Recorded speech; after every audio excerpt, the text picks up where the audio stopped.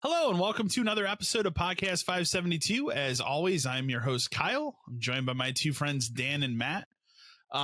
We have a lot more we could talk about this week in terms of stuff we've played than I think last week. I have a lot of things that I've started or dabbled in more than spent a lot of time with. But I will start it by saying I have finished all the story stuff I can do in Starfield. And that's a good place for me to put a pin in that game for a while. So there is still those miscellaneous achievements like mod 30 guns and pick up 100 guns, whatever, but right. And I don't feel like doing that right now, so good place to put a pin in it. I had a fantastic time, especially switching back between PC and the Xbox. That worked wonderfully. So then, other than that one time I had to edit that one file to get that thing to work, ever since I did that, it was fine. So I played more of that Supermarket Simulator with that update. I've dived more into it. I completely repainted my market, renamed it. You can name it now. Mine is named Get Fucked. So well, that's how.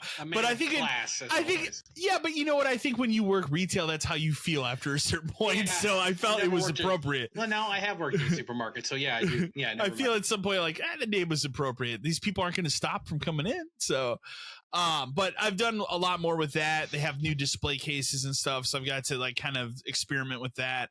I've kind of moved things around in the store more.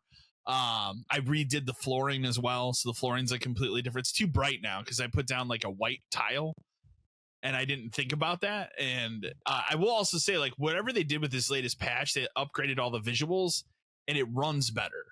It doesn't, because beforehand that game could really tank frame rate wise because of the amount of people coming in. It's not as bad anymore, so they definitely ironing that out. But still playing that. I'm at I don't know, I think it's 130 hours, 25 hours, something like that. So I've played a lot of that game. It's my everyday. Okay, I can run a day of this, and then it turns into 3 or 4. So and then we had the big Steam sale, so I picked up some stuff on sale. I did pick up Elden Ring, and then after I picked it up, I realized because I said last time we recorded, I'm gonna go ahead and mod this and stuff. I forgot it's kind of a bitch to mod that game because of the online connectivity. And I didn't feel because you have to be careful not to get banned and stuff, because you don't want to go online with a heavily modded character. They're not fans of that. So so I kind of put a pin in that. I played a little bit and enjoyed the beginning area of it again, but I was I'll put a pin in that for right now. And then for whatever reason, whatever possessed me to do this, because in the spirit of the Steam sale, I said to myself, you know what? I think I would have a better time with Baldur's Gate 3 on PC. So I repurchased that on PC.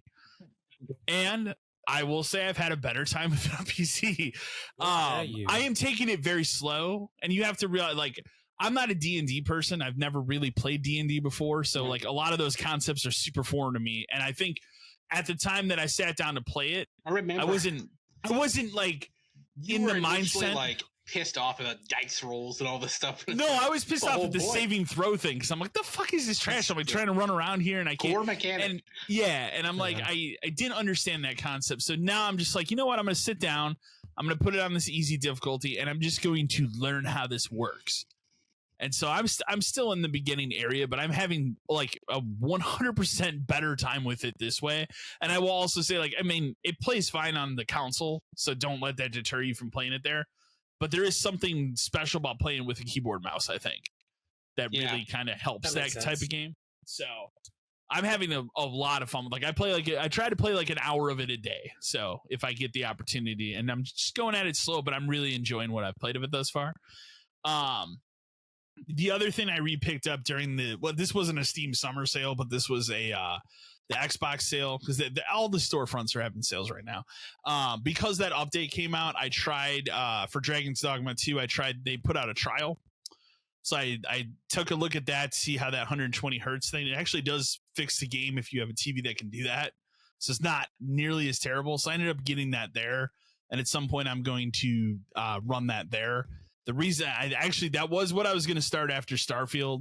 And then, and we'll get to, I don't think I actually put it in the news, so I'll just say it now. But we got a release date for East 10, which is October 25th. And so that put the fire under me to go, okay, I really need to play East 9 now. So yeah, I do too. I pulled that off the shelf and I installed that, and I went back and it reloaded my save up or whatever. I played like for 5 minutes. I said, I need to just start over. I'm not very far in the game, but I couldn't tell you what's going on because it's been a couple years. So I was running, I'm up to some sort of boss battle. I don't remember who these characters are other than the main guy. And I was like, I'm just going to restart. So that is what I'm going to be. It's going to be my like journey now, because I want to get that done before 10. Because I don't know if you watched that trailer. 10 looks fantastic. I haven't watched it yet. Like all the pirate stuff. It looks really cool. So, and then we can tag team this one. And Matt, I think you've played a little bit of it too, but the First Descendant. I'll talk a little bit about my experience of it, and I'll kick it over to you, Dan, because you played a lot. More than I have. I just checked. I have played 46 hours. Now, let's preface this by saying played time. It just means I've been logged into that game. Yeah. But it does log you out after about 15 minutes. So I have been in that game for quite a bit. I think I'm probably the only person here that's played it on everything that it's out for. And the reason is because I wanted to test and see how that works. So, and it works flawlessly. Yeah. So I played it on PC. I ran through one of those like strike missions or whatever you want to call it. It might as well just use Destiny terms because it reminds me of Destiny. Yeah. But I did one of those missions there, and then I did load it up on the Xbox. The thing that's nice about it is once it links up your account and you log into the game, whatever achievements you have, it just pops them. Yeah, because it's all cool. Server side hosting stuff. Yeah, so like the Xbox, like you've done these 5 things, so boom. But it plays great everywhere. Like I'm between PC. Obviously, my PC can run a little bit better in the console, so it looks a little bit better there. And I played with keyboard and mouse there, and that's fine. But it plays great everywhere, so it looks great. For a free to play game, like, and you'll be able to talk more about this because you're much farther in the game, but at least for me, I've played about 3-4 hours of it. I think for a free to play game, it's definitely worth checking out. So I think so too. Like a lot of reviews for it they're all over the place as we're talking. They're all over the place, but there are a lot that are like bashing it pretty hard. Yeah. Trying to say that like the story is whatever. And you know what, honestly, it kind of is, but I can't tell you that I care about the Destiny story, or we're playing through Outriders. I was gonna say it's 2 people who are playing through Outriders and we skip every cutscene. Yeah, that's about I don't the same necessarily here. play these kind of games, especially like free to play stuff, for the story. I'm just not interested at all. Like Genshin Impact, there's another example. That has a story. I couldn't tell you 100% what it is. Honkai Star Rail is even weirder. You know, I never tried that one. Yeah, that one, like that story is even crazier. So okay, and it gets to a point where it's just kind of too much to follow. And in this game, I don't care. It plays fine. I like the running and the shooting and everything feels the grapple good. hook. The grapple hook is fun. That was a comment we made when we went back to Outriders. Was boy, it'd be nice if this game had a grapple hook. Yeah, man, if they put a grapple hook in Outriders, hell yeah. It works really well. It plays fun. Mm-hmm. You and we played it together. That was pretty easy to just jump in and play together without any problems. I mean, you do have to do the like in-game friends list thing to easily find somebody, but it works. Mm-hmm. And the other thing I'll say is we played this on the day you and I played was the first day, the launch day of the game, and it worked flawlessly for us. Yeah, it was a very rock solid launch. I've had some hiccups here and there, where you get kind of that, because you're playing an online game, you get that kind of like stuttering thing. Yeah. Like you walk forward and all of a sudden you move back 3 steps just because your ping is off. Yeah. But that fixes itself. I've never had it crash pretty fast because of that. But I'll kick it over to you because you played a lot more. I played a lot. Yeah. So how it works, I was initially disappointed because I guess I didn't know that much about it. I thought you would be able to make a character. You don't. You have to pick one of 3 to start, and that's fine because they're kind of different with powers and stuff. And then eventually, the tutorial stuff will walk you through unlocking Bunny, who's like the 4th main person, and then it kind of becomes it's a free to play game, so it splits in 2 paths. It's either just buy everything you want straight up, or grind it out. You can earn the characters through like their crafting process. It is somewhat of a pain in the ass. It does. The game does a great job of telling you like you're going to need these 4 parts to make this person, but each one of these parts you need these 4 materials. But there is a way to like highlight the material and check, and it'll tell you, oh, you can just get it from here. And a lot of times it'll pull up the map, like you can go here. So it does make it easy to get to the places to find them. The problem is the drop rates are a shit show. I was able to unlock one character, which I think is kind of the next intended one, which is her name's like Freyna. She's like the poison one. Okay. Yeah. And then after that, I'm starting to work on like, okay, I want to get like the water chick next. And I have 3 of the 4 pieces I need by following the steps, like going here, collecting these, crafting this, whatever. Yeah. Not that big of a deal, except for part 4.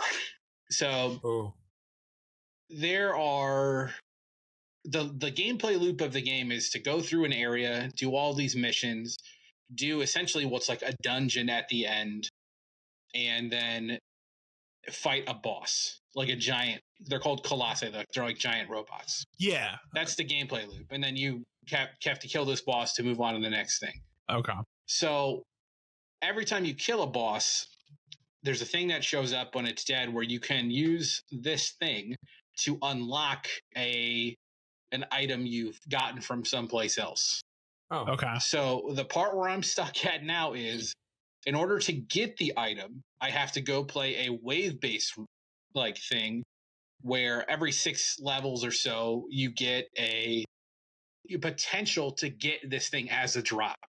So not only do I have to unlock this thing, but it's hard for me to even get it because 60% of the time you're just going to get money. You got to play 6 more waves. The percentages are probably way. So it's like 30% of the time after wave 6, I could get this thing. Okay, that doesn't happen. You go to wave 12. Now it's like 35% of the time from wave 12 you might get this thing. It takes me probably 5 rounds or so of doing 12 waves to get one. So now I have this thing. Okay. So now I have to go kill this boss, which luckily I'm far enough with this character and I've leveled up them enough that the boss isn't that big of a deal with other people. When I go to unlock this thing, I have a 35% chance to unlock this thing to get the piece I need. And guess how many of those I've done, and guess how many I've got? 0. So it's a lot of you're playing percentages. Yeah. But you're playing percentages off of percentages. 35% of the time of this item I can get 30% of the time. So it's a real pain in the ass because I've done it a lot. And I've also reached the first boss I would consider to be like a DPS check, where this boss is more difficult than the rest. And I so far have not been able to kill it. It's like a fire boss. It's like level 65. Levels in the game are bizarre because your character caps at 40, but your weapons go beyond that. Like my main gun is 65. So you're leveling up weapons more than you're leveling up weapons and like stuff you wear. So again, if this falls back into like the Destiny area of like gear score and like what your stuff is. Yeah. The game does a good job of kind of like giving you a shitload of stuff to break down and rebuild and all this stuff. And then you can like modify your weapons to have certain things on their slots, like those module things. That becomes a huge part of where I am now, where then you can like level up these modules with other ones. You can combine. It's starting to get crazy. But even when I build myself to fight this guy properly, because he's fire based, right? Yeah. When you go to do it, it says minimum fire resistance recommended is like plus 1200. Well, I built myself in such a way where I just made my HP through the roof, and I put like 3000 fire resistance on. Fire resistance does nothing. Okay. If he wants to one-shot you, he can. It doesn't matter. Oh. Because he goes through these phases where first he shoots out these like giant balls and Mhm. they home around the thing and they hit you. And then Okay. after a while, when he gets pissed, he'll warp everybody to him. And then if you don't get away fast enough, he'll slam the ground. That'll probably kill you too. If you can avoid that, at a certain point, he sends out these like fire chains that just like spread out through the arena. And you have to jump over those. And then, but that guy's down, so now I got to go rescue him.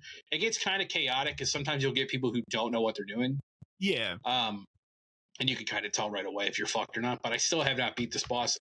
The other thing about this is like I really can't grind more because I can't go to the next area to get higher weapons to level up my weapon anymore. Okay. I have to beat him with the stuff I have, which is frustrating. I'm hoping to just get lucky and eventually get into a group where 2 of the other 3 people at least have like level 80 weapons or something, and they can just destroy it. Yeah. But it's hard to tell if that's going to happen. That's really the worst part of the game is getting forced into something that now I'm stuck on a grind because I don't want to pay. Yeah. If I paid, I'm sure I could get past this pretty easily. Bought materials so I could level up stuff quicker. It's also important to note that most of the cosmetic stuff, and I'm talking like 95% of it, is locked in a paywall. So everybody looks the same except for the people who clearly spent $20 because they look very different. I'm sure you've seen those people that have spent money. Oh yeah. Oh yeah. There's people wearing the dumbass costumes all over the place. But okay. like the only thing I've gotten for free so far was I got a different mask for Bunny because the maintenance went too long. It was an apology reward. And like I've gotten paints so I can change the color of certain things, but you can only change the colors of things you've acquired. So I can only paint that. That sounds like Halo Infinite. Yeah. So like this is a mixture of all of these kind of games where they don't all. It just feels like all of these mashed together. A great thing a friend of mine told me is like apparently Jeff Gerstmann said it reminds him of Defiance, and you know what? I kind of feel some Defiance in there too. A little Defiance in there. It's not as chaotic as Defiance because in Defiance you drive around fucking Dodge Chargers.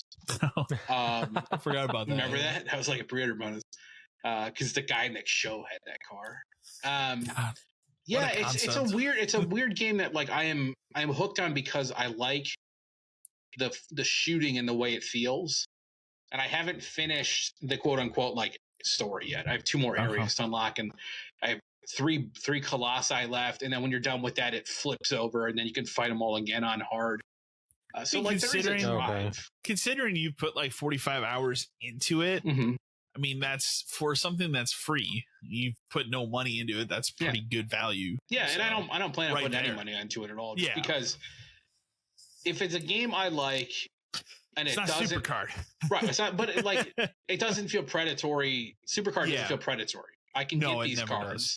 It's just it's going to take you longer if you don't buy more picks.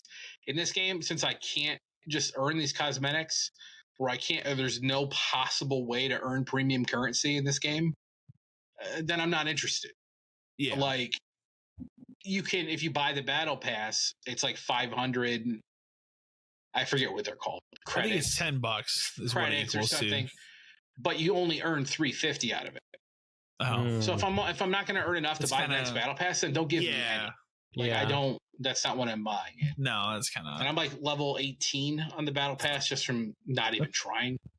But there's like 96 levels or some shit. Jeez. And the other thing that sucks is like as a trophy person, a lot of this stuff feels locked behind microtransactions because one of them is unlock 5 descendants. I have 3. I can almost have 4. But again, I'm playing percentages off of percentages. Yeah. So it kind of sucks because it really takes the numbers down. Yeah, I don't know. I'll probably keep grinding on it. The thing is like I've got college football in less than a week. I've got my Baldur's Gate shipped, my physical Baldur's Gate shipped. So like I'm gonna be done with First Descendant at least for a while when those hit. Yeah, when those hit, and like those are gonna take you some time between those two. I'm gonna be locked into both of those. You're locked into each of those games are just gonna be to take a break from the other games. I was gonna say like after that, like, what would potentially the next thing be for you after that? I don't know. Are you gonna play the mana? I don't know if I'm going to pay full price for that. Okay. Is the thing. I feel like that's a game that will be at least 40, if not 30 Black Friday. Yeah. And I have Dragon Quest reserved already. I have Zelda reserved. Yeah. But those are a while. At least football and Baldur's Gate will hold you for quite a while. Yeah. Maybe I'll go back in and out of this to see if an update changes something, like, because apparently, people are bitching about drop rates. They've came out and said, like, no, these are the drop rates. Like, this is what it is. So that kind of sucks. But I like it. It's a fun game. It's free. It's not gonna kill you to play it. Yeah. What else have you? You have some other. Yeah, I put 46 hours into this, but to take a break from this, NHL 24 was free.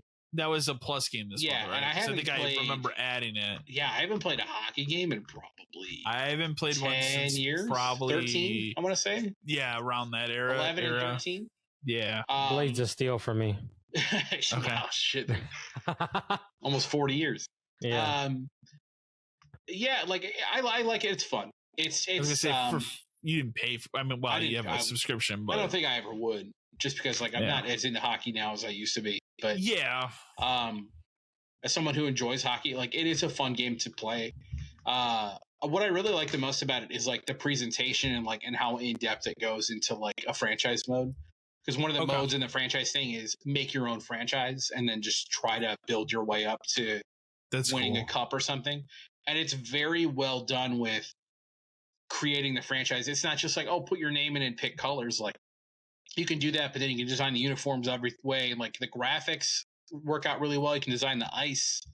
That's so, like, cool. My team, it actually, and as long as you pick things they can say in the game, like I made the Utah Blizzard because Utah has a team now. As long as you pick things that they can say in the game, it really does feel like your team is in there, especially with like the graphics packages and stuff. That's cool. Yeah, it's cool. It has a cool like locker room chemistry thing. I think that was another one like Madden when they kind of like had a bunch of stuff in it.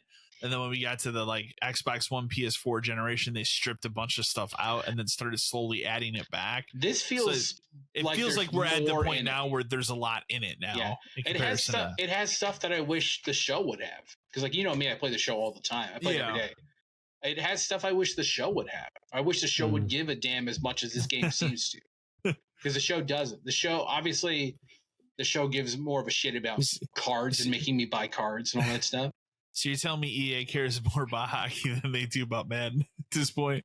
It feels like it. I think the most interesting thing about how this is all going to shake out is college football. They put out like some videos showing off the stuff that's coming and like all the stuff we did. Yeah. It really feels like they care. And they put a lot of work into this college football, which makes sense because it's been – and 14 was the last one we got. Yeah. But we're talking little stuff like if you take a school and you move them to a different conference, it updates the patch on their jerseys to the new conference. That's cool. Okay. Games in the past have not done that because they don't care. Because it's such a small thing you might see in a cutscene or something and go, oh, that's wrong. But now they've actually like thought ahead to do that. And the fact that it'll have real players, it has the dynasty stuff people want. Like it really feels like the goal would be for this to push Madden forward. Because Madden, I feel like, as someone who hasn't played a Madden game in a long time, it's because I don't feel like it's gone forward at all. You think maybe they put all this in there and at the very least it can trickle down into Madden? I think that's the plan. I hope that's the plan. I would hope so. That's why, I was talking to somebody about it, a friend of mine at a GameStop, and she was like, why do people seem to care about college football? I said, it's been 10 years, 11 years. And even then, when they both existed, it was better. So to finally have it back, I don't even like. There's some risk with buying it because has been gone for so long. You don't know exactly. It's also a collector's thing, kind of. It feels like it's worth the risk in a way. And I feel like it also is the kind of thing where people better fucking buy it or it doesn't come back. Yeah, because that's the way a lot of these sports game companies rationalize this stuff. They don't make basketball because it doesn't sell and it never will again. Now, my ultimate hope, this is like me dreaming, is that college football coming back proves to them that they can make other games. Other sports games could come back. because as much as I love the show, I need a competitor again. Because it feels like it's sitting They need one really nothing. bad. And MVP baseball is sitting there. Just like I've said for a long time, like it'd be cool if there was some sort of competitor to Madden. Right. You know, if remember 2K, back in the 2K, yeah. Well, I think the problem is I think football licensing rights are still fucked. But baseball is not. It's over. Okay. That ended. Anybody can make what they want. And especially with the show. Well, that's the reason why they don't care is there's no competition. Right. They know people will buy it. They don't have a choice. Fan. Yeah. But if EA said, man, college football did great and maybe we should give it a shot. If they announce like MVP baseball, not, next year's not realistic, but they could have been working on MVP 26. Oh my God. People would go crazy. They would. And it'd be the kind of thing where like I would probably end up getting both because I would probably have to see what the differences were. You want to see what the difference is, and you want to see if they actually give more of a shit. My hope for baseball would be they would take stuff like from this NHL game where it would be make the 31st team, build out everything, and play it like that and do that. This doesn't have a great way to do that. It doesn't feel like it's intended to be part of the game. It's just like it doesn't. It's a thing you can do. So there's that, or they could go the real fucked up route and just give me college baseball 26 because they did make 2 college baseball games that nobody bought. That nobody bought except for me. So NHL's been fun. I'm going to keep playing through probably a full season of it. I just play a game every couple days and just see how it goes. I added it to my library, so maybe I will look at it. And it's a good thing. Like you can take a break. You can play one game, takes 20 minutes, and move on. And then, if you're not good at it, you can adjust sliders to hell in that game. There's some stuff that's weird in it, so I had to tweak it a little bit, but you can at least make it more fun for yourself.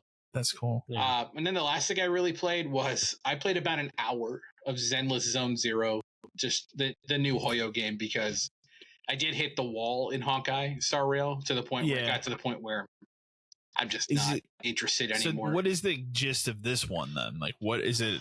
Is it a fighting game? No. Okay, so here I was trying to think of the best way to explain this to you specifically. So Genshin is Breath of the Wild, right? Okay, yes, open world exploring kind of thing. Honkai is turn-based, like an old Final Fantasy game kind of thing. This is an action RPG. So this would be more similar to maybe even like a Devil May Cry or something like that, where like you're actually pushing buttons to attack, and then when you build up a combo, you have a special attack. But you only play as one of the people on your team. But when you hit a special, you can tag in. Okay. So like the next person will come in, and so like right now at the beginning, I just have the girl with the sword and the guy with the guns. So if there's multiple people, I can attack one guy with the girl, and then as she does like her attack, bring in the guy, and he'll do like a circle attack, which will hit guys around and stuff. Does the combat feel good? It feels amazing. Okay. So the one thing about these games is that they always seem to nail is like the combat always feels good. And the visuals. And the visuals are like, this game looks amazing, like incredible. Yeah, I mean Genshin looks incredible. Yeah, all 3 of them look good. Like the character designs are good. The weapon designs, like this one's very colorful. Yeah. Like Genshin is kind of muted just because it is more of like an open world thing. This is very like style. Like I don't want to say Jet Grind Radio, but that would kind of give you an idea. That's what. That's what I was gonna say. Okay. And it's weird. It's another one of these weird things where it's like I'm a hacker and there's I don't know what the hell's going on, but there's like computer people, but they're real. But then we go into these like worlds where then I have to like travel through TVs. Like I have no fucking clue what's happening, but it's fun. So it's one of those things where that'll be. I'll go back in and out of that too. Like. That's the same way I did with Genshin and Honkai. And maybe eventually I'll loop back around and just go back to Genshin. But who knows? And then really quick, I just wanted to show off. I had a couple pickups this week. And you didn't show yours. You got to show yours. I'll show mine really quick. I mean, this was thanks to Matt, because you went to, what was the convention you went to? Southeast Gaming Expo. Okay. And I texted you that morning. I was like, I just want you to look for one thing. And if you find a good copy, whatever, I'll pick it up because I've been looking for it. That is Eternal Darkness. So I'm super happy to have this. This has, and that's what we were discussing. I was showing Dan too before we started recording, this like really cool card. Yeah, that hollow card. Yeah, and I'm not sure if that was like a special, like not like maybe a pre-order bonus somewhere or something. I never seen it before. You know, sometimes places like I was telling you, like Toys R Us would get special editions of stuff. They get weird stuff, especially GameCube stuff. They would, Nintendo stuff in general. They would get special editions of stuff. That's possible. That's where it came from. So that's finally, I've been talking about it for years. That during Horror Fest streaming, I want to play through that game again. So that will happen this year now. Right. So I have to find my GameCube adapter. That's the next thing. So because I have not seen it since we moved into this house. So I thought it was in the back of my GameCube, and then when I pulled it off the shelf over here the other day, I realized it's not plugged in. So I don't know where it is, but we'll find it. That's your thing to make it HDMI, right? Yes. Yeah. Okay. Nice. All right, so I got some cool stuff. I'll save the banger for last, but we'll start with some other cool stuff. So one of the first things I got a green. This is going to show up weird. A green DS Lite. It's really cool. It's in phenomenal shape. Like it still turns on. The battery's not bulging. It's complete. It's so complete. It even came with like the box. Nice. And I was telling Kyle, this is a weird one because it's blank. I'm pretty sure this was a bundle that came with the cooking game, I think. Oh, okay. I don't remember 100%, but it would probably have just been a slipcover, or it would have come in a bigger box, because sometimes they came in bigger boxes, or the game would have been on top, stuff like that. But that's complete, and that's great to have. Some small stuff I got. I got Ultimate Alliance for Xbox. It's pretty good. I have it for 360. I do too, but I figured it was cheap, so I was like, why not? And plus, I want to get Marvel and Spider-Man games, kind of like this one. Ooh, that's a good one. I don't have any. That's on my list of 360 stuff. Getting those Spider-Man games. Yeah, I don't think I have any of them. These are getting wildly expensive. Getting wildly hard. Yeah. I think retail. This is like $90. And they're not all that great. No, this game. Sad part. This game is terrible. There's a glitch. That's the one where like you fight like venomized versions of like Vulture and shit. Yeah. My game glitched to hell at one point where all of like the venomized Vulture enemies became invisible for some reason. Is that the one made by Beanox, or is that different one? No, Beanox did the other one. This is Treyarch. Oh, that's interesting. Yeah. Beanox did Edge of Time and Shattered Dimensions, I think. What was the one that had the Spider-Man Noir? Shattered Dimensions. That's the Shattered Dimensions. That's the good one. That's the good one. I got a Prince of Persia strategy guide. Kyle knows I collect strategy guides. It was cheap. One I didn't have. This is great too. I got a blue 64. That is pretty good. This has an expansion pack. And it does have like the regular controller, and it has the ports and all that kind of stuff. And it's in great shape too. The banger. That's golden good. Box. Yeah. It does have the Poke Walker. The only downside is it does not have the tray that the Poke Walker sits in. But the game is in there. The case is in there. It's in phenomenal shape. It's got a cool Toys R Us sticker on the back. I like leaving the stickers on from where they came from. I just think that's a cool, That's cool. Yeah. A piece of history, like where this one came from. It's in phenomenal shape too. If anybody out there knows where I can find one of those little trays, let me know. Because right in on that. Because I have silver in box, and then this, this is one that people are looking for, and it's crazy expensive. But I'm luckily didn't pay anywhere near what it's worth. But so yeah, those are my. Oh, and then it's over there. I'm not going to go get it, but I got DuckTales 2 for Game Boy. Oh, Game Boy, okay. Nice. That's not pretty Nintendo, because I'm not paying that much for that, but for $20 for a Game Boy game, sure. Not bad. Yeah. Not at all. And that's it. All right, Matt, what about you? What have you been playing? So I did tackle a little bit of the First Descendants as well, or Descendant. And I'm like 45, 50 minutes into it. Okay. So I feel the same way. Like, it's not bad for a free-to-play game. I can definitely see where, like, the Destiny aspect is going to come into play, where you kind of have to, like, play it religiously, or else you just fall off. So I've been trying to play it for the past couple of days, but I've just had stuff getting in the way, so I just haven't been able to. But I'm going to try to tackle some of it. Hopefully maybe get as high as Dan is, and that game live the also dream right there. That game also has a really bizarre prestige system. Okay. So how it works is like I'm level 40, right? That's the max. Yeah. And they have those slots you can put things on to like level up your character. Well, there's an item you can get which allows you to. How do I explain this? So those slots, some of them have different symbols on them, right?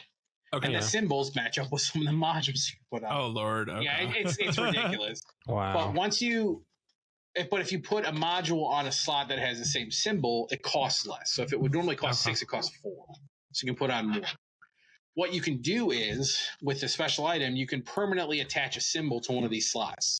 So if you want to attach the triangle to one of the slots, in doing so, it resets your character's level back to 1, and it lowers how much you can like put on your character again. So you have to rebuild them up to 40.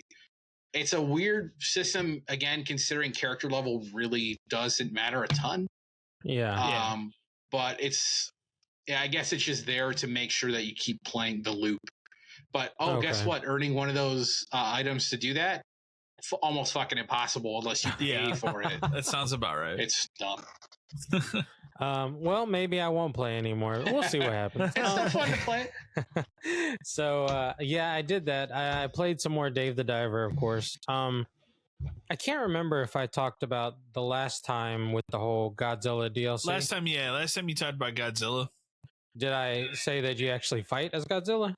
No, that's new. Why don't you tell me about that? So, so there's a part in the DLC where one of his old nemesis comes back, Ibira. It's like a fucking lobster, but it's like hunting him down essentially. So like Dave goes in and actually battles him to try and protect Godzilla while Godzilla is resting.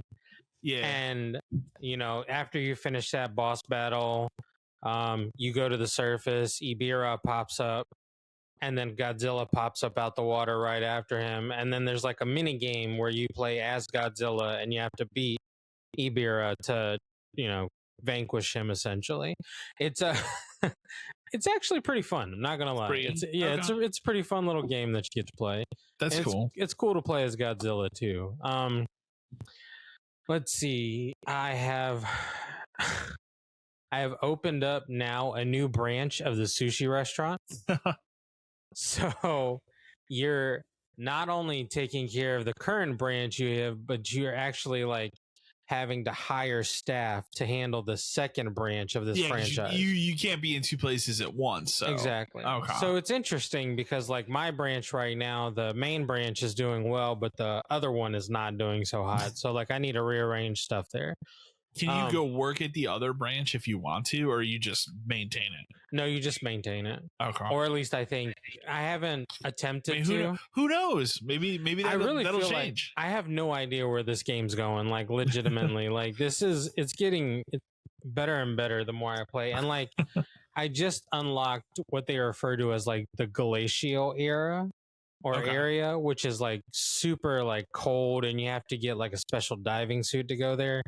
But now I can go through like part of that because there's like a hot zone that you have to get through. So now I have to get a new suit to go through the hot zone to get to it. Yeah, it's just like expanded more and more. Like I just had a fight with a great white shark the other day. Like it got crazy. And I still have to say, this is by far one of the best games I've played this year. Like, and the fact that it just keeps expanding makes it even better. On top of that, I started playing Dying Light 2 again. Okay. I'm trying to get back into that because I really liked where it was going. Like I really enjoyed it. So I'm going to try and dive back in to kind of finish that out. I haven't got very much farther in that one. Just trying to like essentially become a spy for, the team you're trying to work for to find your sister. Okay. So hopefully I can get through more of that. I then started Graveyard Keeper. I'm maybe like 30-40 minutes into it. Okay. I do say it is pretty interesting, like the way it opens and everything like that. Yeah, it's like a very weird, fucked up version of Stardew Valley. Yeah, it's very strange. It's the best way I can describe it. Yeah, like it's like your character dies and then you're in kind of like I wouldn't want to say the afterlife, limbo, essentially. You're kind of in limbo, yeah. And then you're just kind of like helping. I don't even know if you're really helping people get to the other side, are you? Because you can, but there's a let's just say that game takes a dark turn at some point. Well, I'm excited to see where that turn goes. The church area, let's say. Oh, okay. It gets real weird in the basement of that place. So, well, I will say at the time that I played that game, I played it when it came out, and it was hard to get into at the time because it was a new thing where like nobody knew shit about what was going on. So like you would look up things and then you couldn't find anything. There's a very, very like well-rounded wiki for that game. Nice. So I'm sure it's a lot easier if you get lost in that game to find something. But at the time I played it, it would like there would be times where like I'd have to just stop playing for a couple days until somebody would post something or respond to something I had posted, like, "Oh, you do this to do this." Oh, okay, because it's just there is a learning curve in that game. So yeah, I can kind of see that too. The way, but it's a really cool game. Yeah, it looks really cool. Like I'm glad I bought it, and it was super cheap when I grabbed it. So I'm gonna, like I said, I'm gonna dive into it to see if I can get further. Like I did mention, though, I did go to the Southeast Gaming Expo. I would love to show you my finds, but I already put them in my storage unit. But ongoing on that, I did find a couple of Disney games, so hopefully I can start playing through those. I found The Incredibles, I think, on Xbox. Okay. I got Cars for the PS2. And then I found the Haunted Mansion, the Eddie Murphy movie. I remember that one. Okay. Yeah. Okay.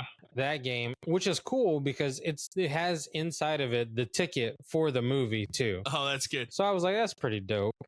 Along with that, I bought, what did I say? What is that? Popo Chlorosis? Polaroid. Thank you. The PSP game.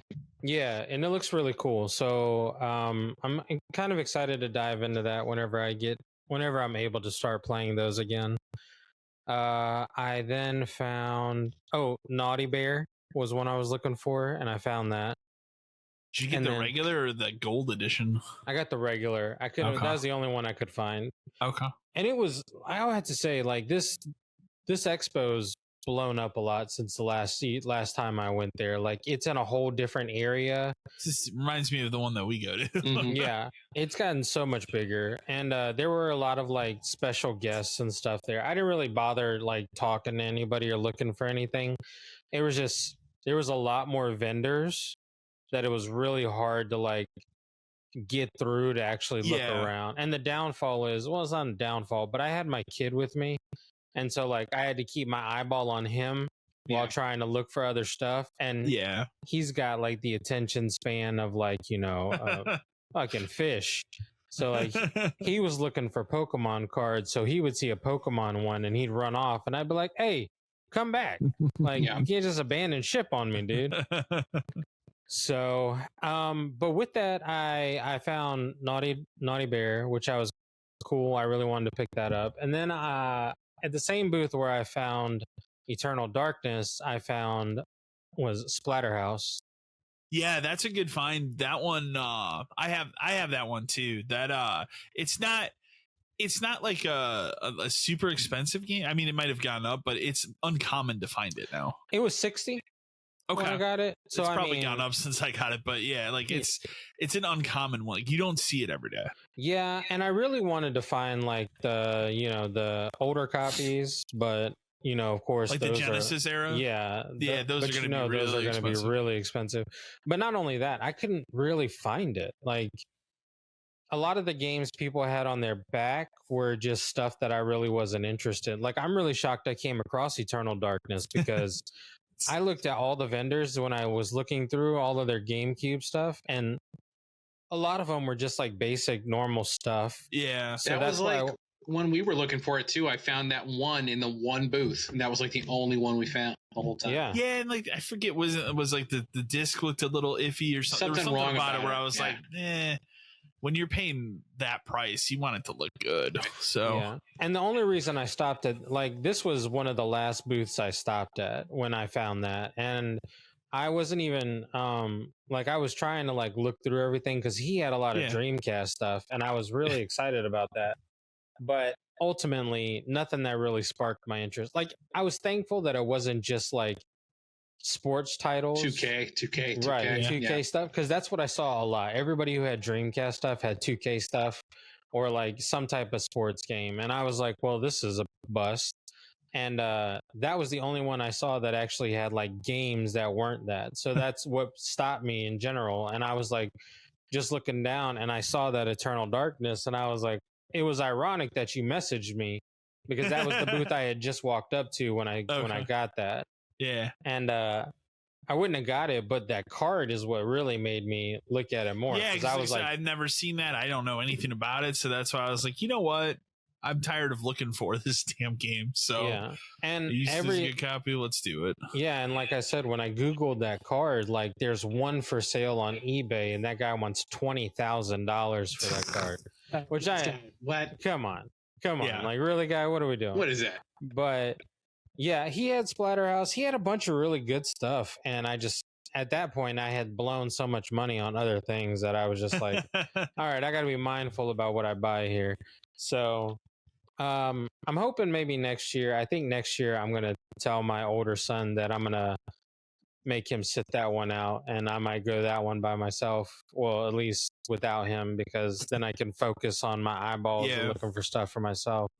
But the big thing that I was looking for that I ended up finding was a PS Vita. Yeah, and so I was really happy about that. And thankfully, I got it for $140, which was slightly cheaper than is it an original or an OLED? I think it's an original. Okay.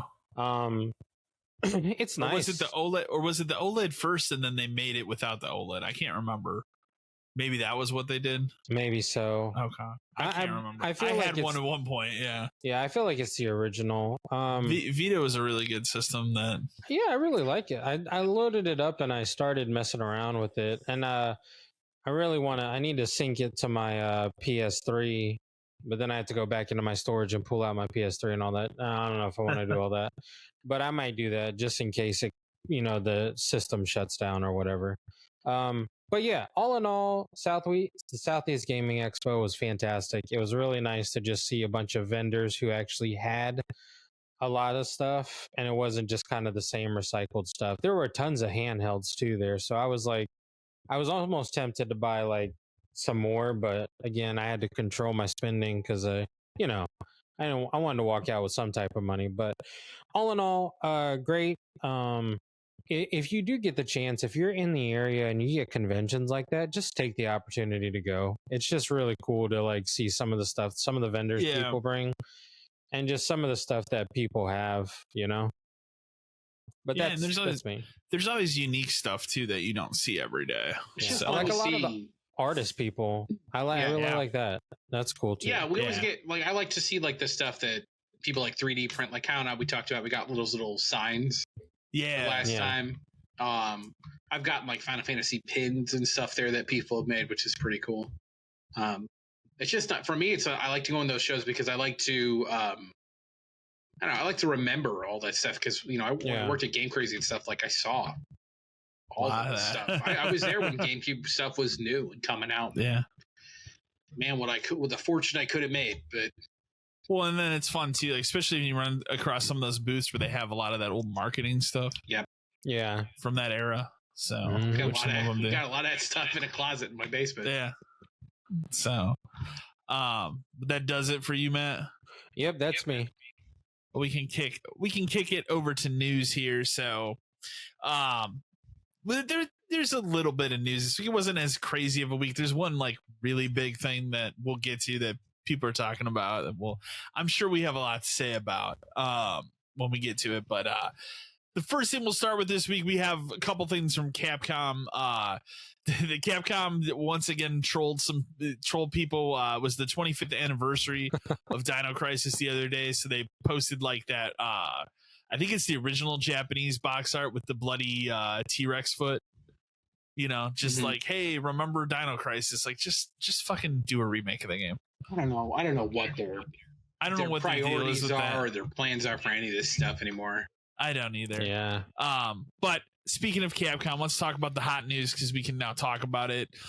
Dead Rising Deluxe Remastered. They had a stream. So that was announced. That was announced with a random trailer, like right before we recorded last time. And then the stream was the following Monday. So all the information about that is out now. It comes out September 19th digitally. And then there will be physical versions of it for PS5 and Xbox in November. I don't think they've put up an actual date, but it's just November right now. Yeah, I'm not sure. I reserved one though, just because yeah, I do want to get that. I know you're buying it. I know you're double dipping, but for me, I have to.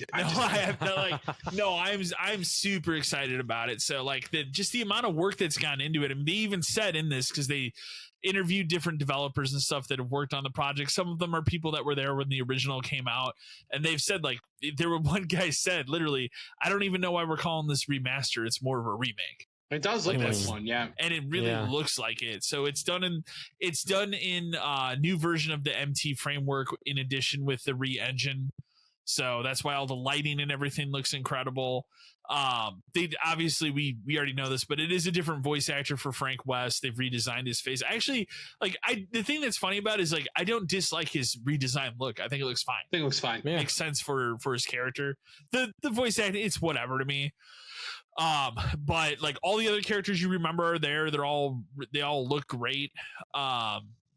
Everything about it just looks incredible. So, and they've done some tweaks as well. This is probably one of the most exciting things, at least about it, is they've done tweaks for the NPCs.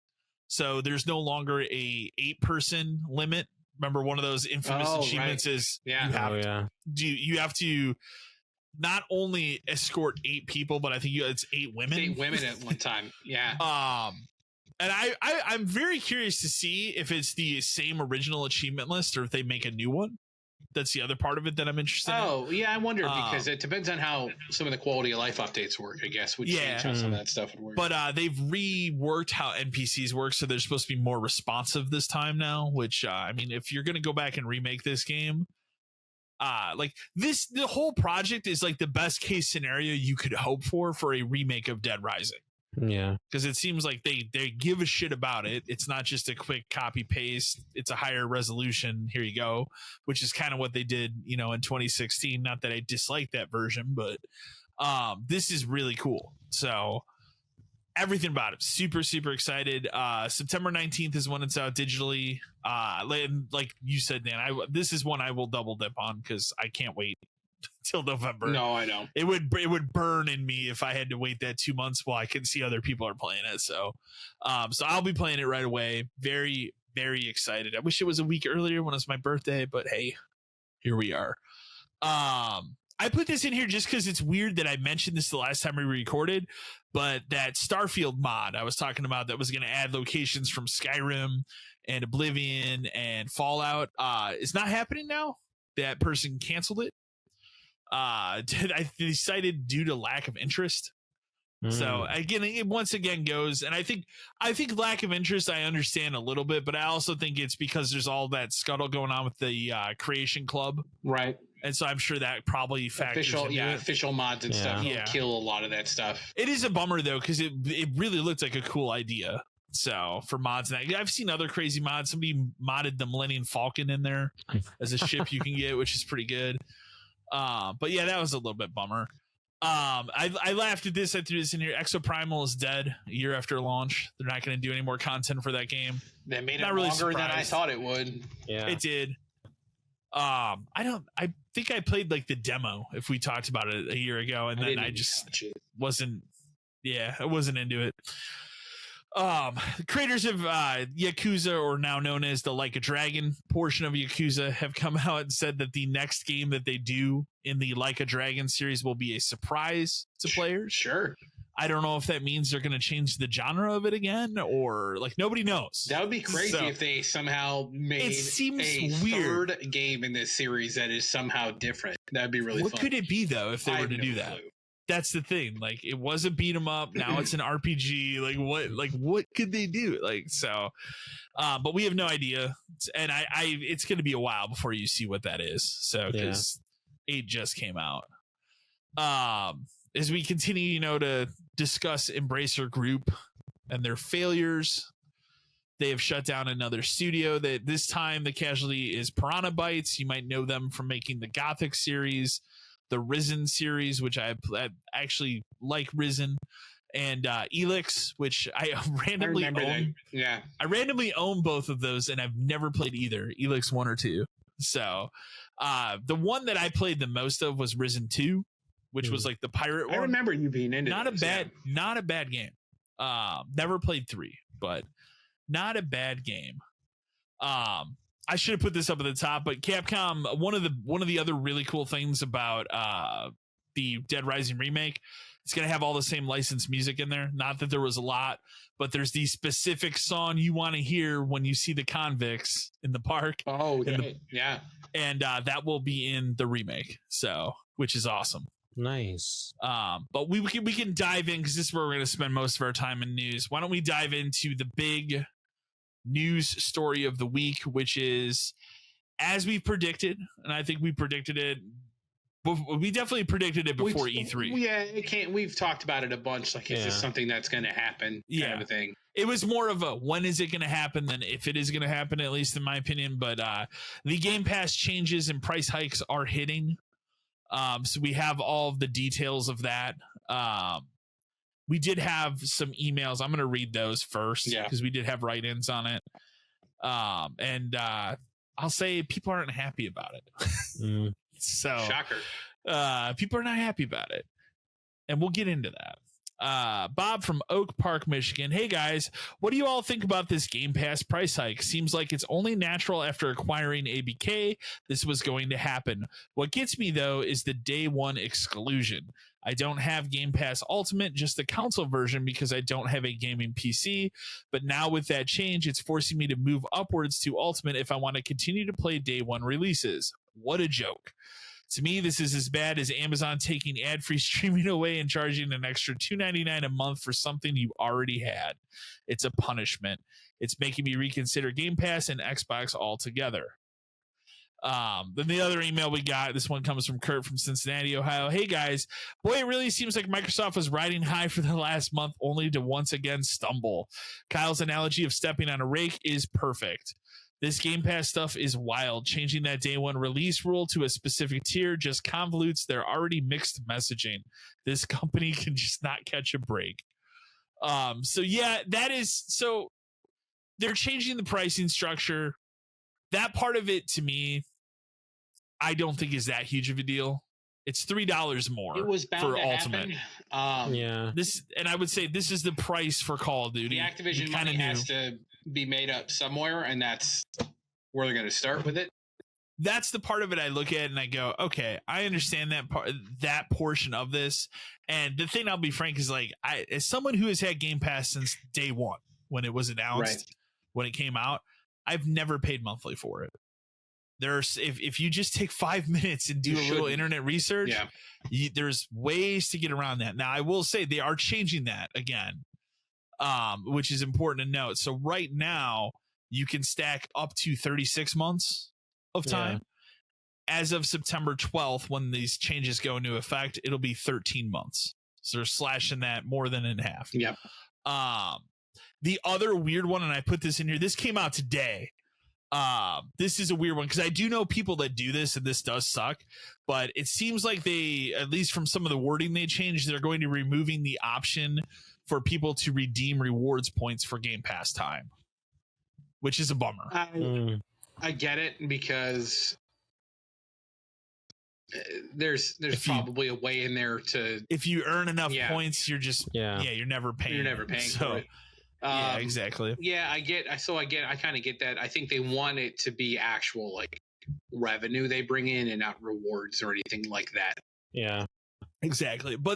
And I'll say, like, I have till September 12th. I got to find a deal. I'm sure there'll be one beforehand where I can stack it as much as I can, and then I'm good the rest of this, foreseeably probably this generation. Probably. And then we'll see what happens next generation. But the part of this that is stupid to me is changing the day one thing, because now you look at how are they going to handle these trailers going forward? They're going to have to change the wording. It'll just, instead of play day one on Game Pass, it'll say play day one on Game Pass Ultimate at the end. That's all it's going to change. But it's dumb. It's a bad look to come out last month and say Call of Duty's on Game Pass day one, and then this month only if you pay more. If they would have reversed, these should have been the other way around. They should have announced this beforehand, because then I think a lot of people, I still think it's crummy, and I think people would be pissed. I think it would have been taken a lot better to go, okay, I understand why. They should have announced it before their showcase. Their showcase. Yes. Yeah. And then the showcase could have been, this is day one with Game Pass. The other thing about it is I don't like how it doesn't set timelines, because all it says is that the game may come to Game Pass standard. It might. Yeah. Yeah. What if Black Ops 6 never does? Doesn't happen. That's the thing too. It's like, okay, so then what of these games, like Perfect Dark, like, whenever that comes out, any of them that are day one, what does that mean? But they're not even saying it's going to be 3 months, 6 months, a year. It's just it might. We don't know. It might not ever. Call of Duty probably won't. Right? I don't think so. Here's what I think. I think it does, but I think they hold on to that the longest. Yeah. I think it's a kind of thing where it's like 9 months or something, where it's like, okay, the next Call of Duty is going to be coming out in 2 months. We're putting this into one. Yeah, so if you want to play it, here you go, to entice people to go, oh, this Call of Duty is pretty good. Maybe I should move up to Ultimate since the new one's coming out. That's what I think they probably do. I don't think they lock it completely. Some games are going to be. I would some bet games are going to be, for sure. Some games will be, for sure. But think about, Gears E-Day. That's not coming to that. Fable's not coming to that. Avowed's not coming to that. You're going to get the back library of stuff you've probably already played through. Because that's the thing, is like, who is this for? This isn't for people who are currently subscribed to it. No. They probably played the stuff on there they wanted to. The reason they're subscribed to it is they want to play the new stuff that comes out. Yeah. And now, oops, you got to pay. And I gotta pay. And I'm trying to remember, because isn't it like, it was 10, I think, 10 or 11 for like the console version or PC version a la carte, and now it's 15. I think so. The thing is, something like that. It's too confusing as it is already, and now they're just making it worse. They separate out console and PC. Like, it's all just a mess. Like, yeah. Why can't it almost might have been easier to just say, hey, you know what? We're thinking about just doing this one tier. So, or 2 tiers. You have your core one, and then you have ultimate. Right. Just to make it more simplistic. But again, I mean, I understand there are people that are only going to have it for PC, and there are people that are only going to have it for Xbox. But at the same time, when you have one tier that caters to both of those, makes more sense just to make that the one tier. Right. Yeah. And then have obviously your core one, because there are those people that, don't care about having the latest and greatest. They just want to be able to play online. So, which is what that tier is for. So, since there's no more Xbox Live Gold. So, I don't know. It's just, again, like I said, and exactly as even pointed out in the email, like, it's like we get a good thing, another rake we step on. We talked about it last time. Like, is Xbox finally on the right track to doing it? And then this comes out, and it's to be expected, and it was going to happen no matter what, but it's done incorrectly again. Yeah. I will give a little credit. At least it's like 1.5 to 2 months before it happens. Right. Doesn't happen. Where it's not like Sony were like, hey, in 2 weeks, this is all going up $20. Sorry. And then dead radio silence, like, because it's going to happen. I also don't see Microsoft backing down on any of this this time, though. I really don't. It's not big enough of a change for them to be like, oh, no, kind of a thing. It's just they're going to leave it. It is what it is. And for sure, it is what it is. Like, they're not going to. There's no reason for them to back down. People are going to pay for it or not. Pretty much. And with Call of Duty, people are going to pay for it. And if they don't, then people will just buy Call of Duty, and they win either way. It will be very interesting to see. I don't know if we'll get numbers, because now Microsoft owns them. They don't like giving out numbers, but I'll be very interested to see, like, what are the numbers for Call of Duty this year versus where it's sold. What platform is it doing better on? I think they would brag about it. If the numbers give them a reason to, they'll happily give out the numbers for a Call of Duty, because they own it. I think the numbers you'll get is concurrent players and stuff like that. I don't think you'll get sales numbers. No. Yeah, you're right. I think it'll be Players like, makes more hey, sense. we've had our largest launch ever on Xbox Live for Call of Duty Black Ops. I keep forgetting this is Black Ops 6. Yeah. So, Did you see really quick? I do love that craziness. Really quick, did you see the kind of funny thing about the Black Ops 6? No. This came up on my Instagram, and it was I laughed my ass off because they're we're not the smartest people in the world either, but it just proves that like Greg Miller and his buddies are dumbasses too. Okay. Because I forget who it was Greg and somebody else, and the guy goes, aside from Final Fantasy, has a gaming franchise ever made it to number 6? Oh, God. And then Greg's like, yeah, and then he's like, and then the other guy's like, man, I really can't think of one. And since it was live streamed, the chat immediately gets bombed with, here's all of these fucking games that have gone to 6, you idiots. The first one guy a deep poll goes Dynasty Warriors, and they go, oh yeah, gosh. and then the guy goes like Tekken, Street Fighter, Soul Calibur. First one that came to my mind was Yakuza. Yeah, Yakuza, Romance of the Three Kingdoms is on like 13. Yeah, like yeah, games make it to 6. It's like just like what a dumbass. It's just weird though for Call of Duty. Like I don't think they called the last Black Ops 5. They didn't. I think it wasn't at the Cold War. So like it's just weird, and that they're going with it. Right. It's not a working title. It's just here's the 6th one. Who cares anymore? So yeah, I like it is what it is. Like I said, we predicted it for a while. I'm not surprised it's happening, but they're gonna do it. So. What do you know? Have you seen this? Which one? Do you know about this Nintendo thing that's freaking everybody out? I've seen like there was like the picture. It's a 15-second trailer. Yeah, I saw the picture of it. Okay. It is like a very weird, like 15-second trailer that has a man with a bag over his head that has a smiley face on it. And supposedly it's Nintendo. That's the important thing to know. Right. Yeah. Nintendo is teasing something. Is this a new game? The first thing that came to my mind is like, would it be fucked up if this is how they're going to announce the Switch 2? It's like it's not. They're not going to do that. But like, hey man, if Nintendo is like going to go all in on some sort of horror game, that's pretty cool. I mean, people would be into it for sure, but yeah, it definitely cannot be switched to. I think you and I were talking about it the other day. Like Nintendo is now the platform where they don't give a fuck about that stuff. They really don't anymore. Like the eShop is littered with stuff weird, that creepy bootleg you would have seen on the Wii anime garbage, and like there's no rules anymore for there's what a panty raid game on the eShop. Crazy.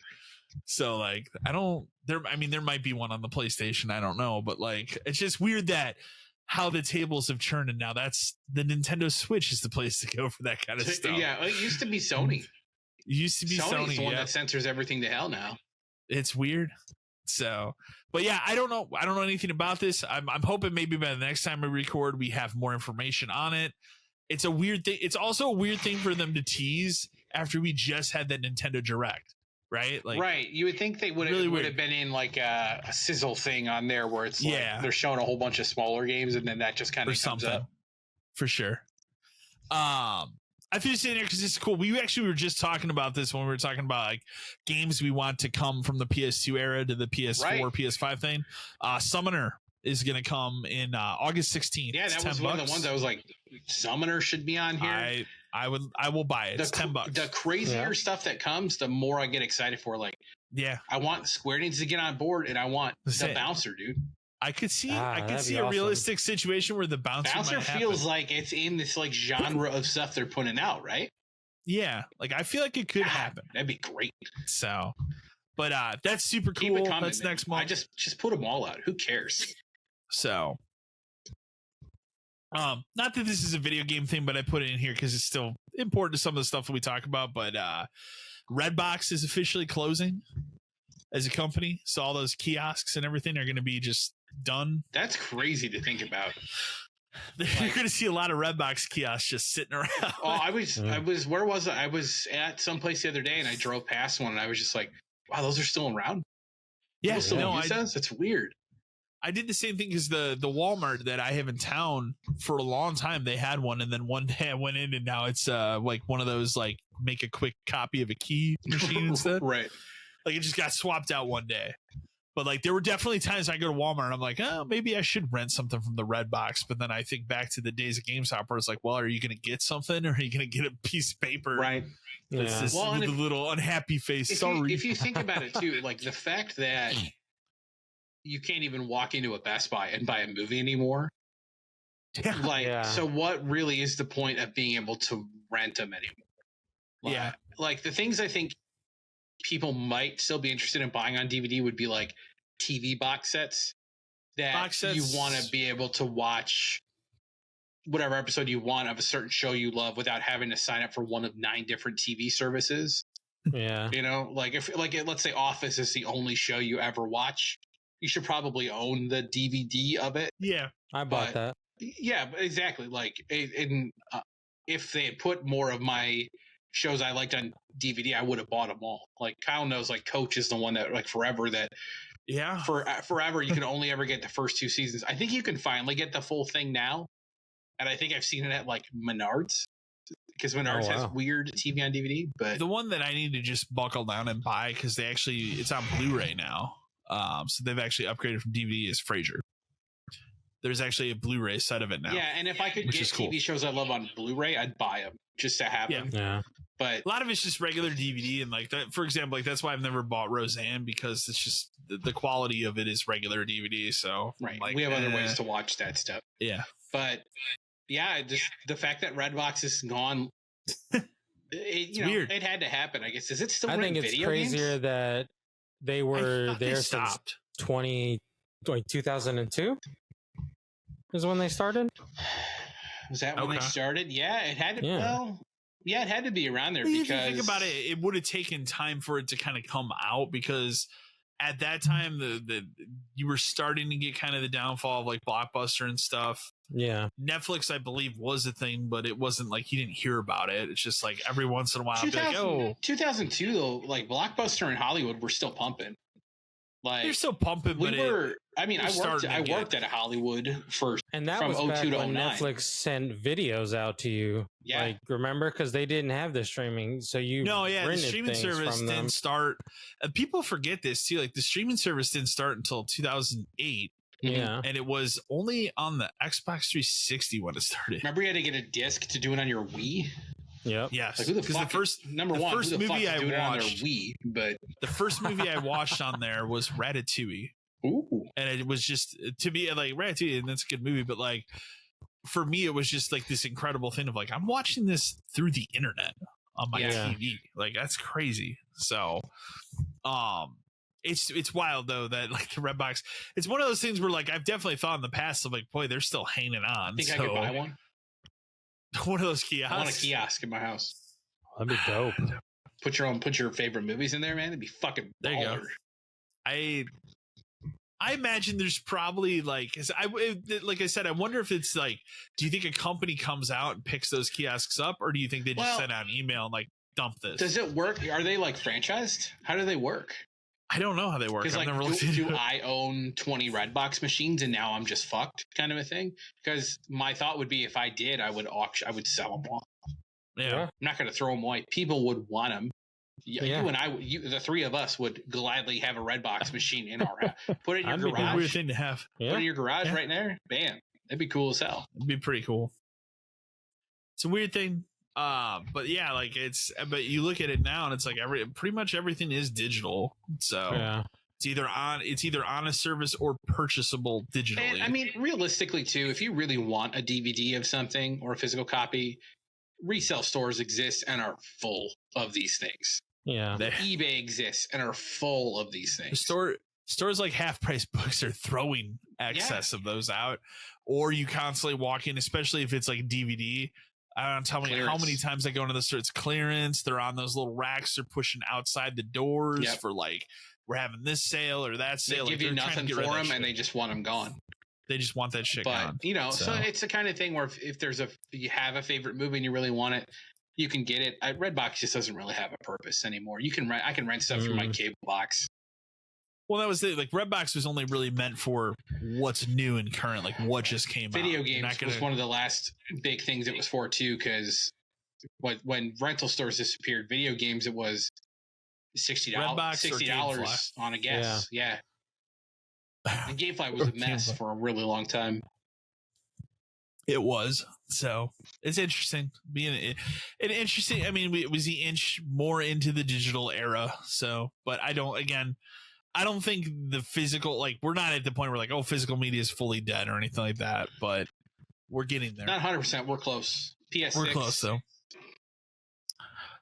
I'm gonna let you read the next news story because you put it in here. You know more about it. I know a little bit about it. But so the analog pocket we've talked about, it's been around for a couple years. You know, they do the new colors and all that kind of stuff. And I've always been kind of irked that they did all those colors after I tried so hard to get one in the beginning. You got what, the white one? I have a white one and it still works. It's still good. Nice. Although if you follow that subreddit for that, there's a lot of people who get like, mine's chipped or the thing doesn't load. Like they have problems for sure. Okay. So keeping in true analog fashion, they sent out an email today about how there's going to be extremely limited all aluminum, like machined ones of these, which is really cool because there's a white, a gray, a black, and kind of like a purple one. Yeah, but again, purple one. Highly limited, and they're $500. Like this is insane. What's the normal price? Like $2 something? I think it's $2. Okay. But $500. Keep in mind their shipping's also insane, so it's going to be at least $30 to $40 to ship it. These go on sale in 3 days. It's just like for $500. Are you at least getting the dock? No, this is it's just an aluminum system analog. Wow. Yeah, cow. It's crazy as hell. Like that's not worth it. Oh man. Analog's just one of the weirdest companies there is. Like, remember they announced that 64 and they have not talked about it since? No. Yeah, they haven't mentioned anything. As someone who's on record of hating the 64, I just bought another one, and I would like a modern one to play the 10 games. Still says coming in 2024. Sure. Well, you see how they do it though. They announced this pocket and it sells in 3 days. Yep. I guarantee you that first run of those, I'm going to wait on the 64 one because they'll continue to make more of those. And the first run of those is going to go so fucking fast. I'm not going to want to fight for it. I don't have that much of an interest in it. Like, I just bought a 64. I can play 64 stuff right now. But, yeah, $500 for this fucking thing. That's wild. Man, I'd at least give you a dock or something, but like, man, you would hope that would just raise the shipping up another $70. I think their shipping is crazy. And then you put this in here as well. Last news story that Romance of the Three Kingdoms, 8? Yes, this is getting crazy. A remake. I would never have guessed that they would ever remake Romance of the Three Kingdoms, let alone a PS2 one. For current consoles. So it was a PS2 era one. This is a PS2 one. My buddies and I used to play 7 and 8 like a lot. They're really good, like think like Crusader Kings, where it's all about like diplomacy and all that kind of stuff. Yeah. I'm happy that this is the one they chose to remake. It's so weird. It's very weird. What? Who decided this?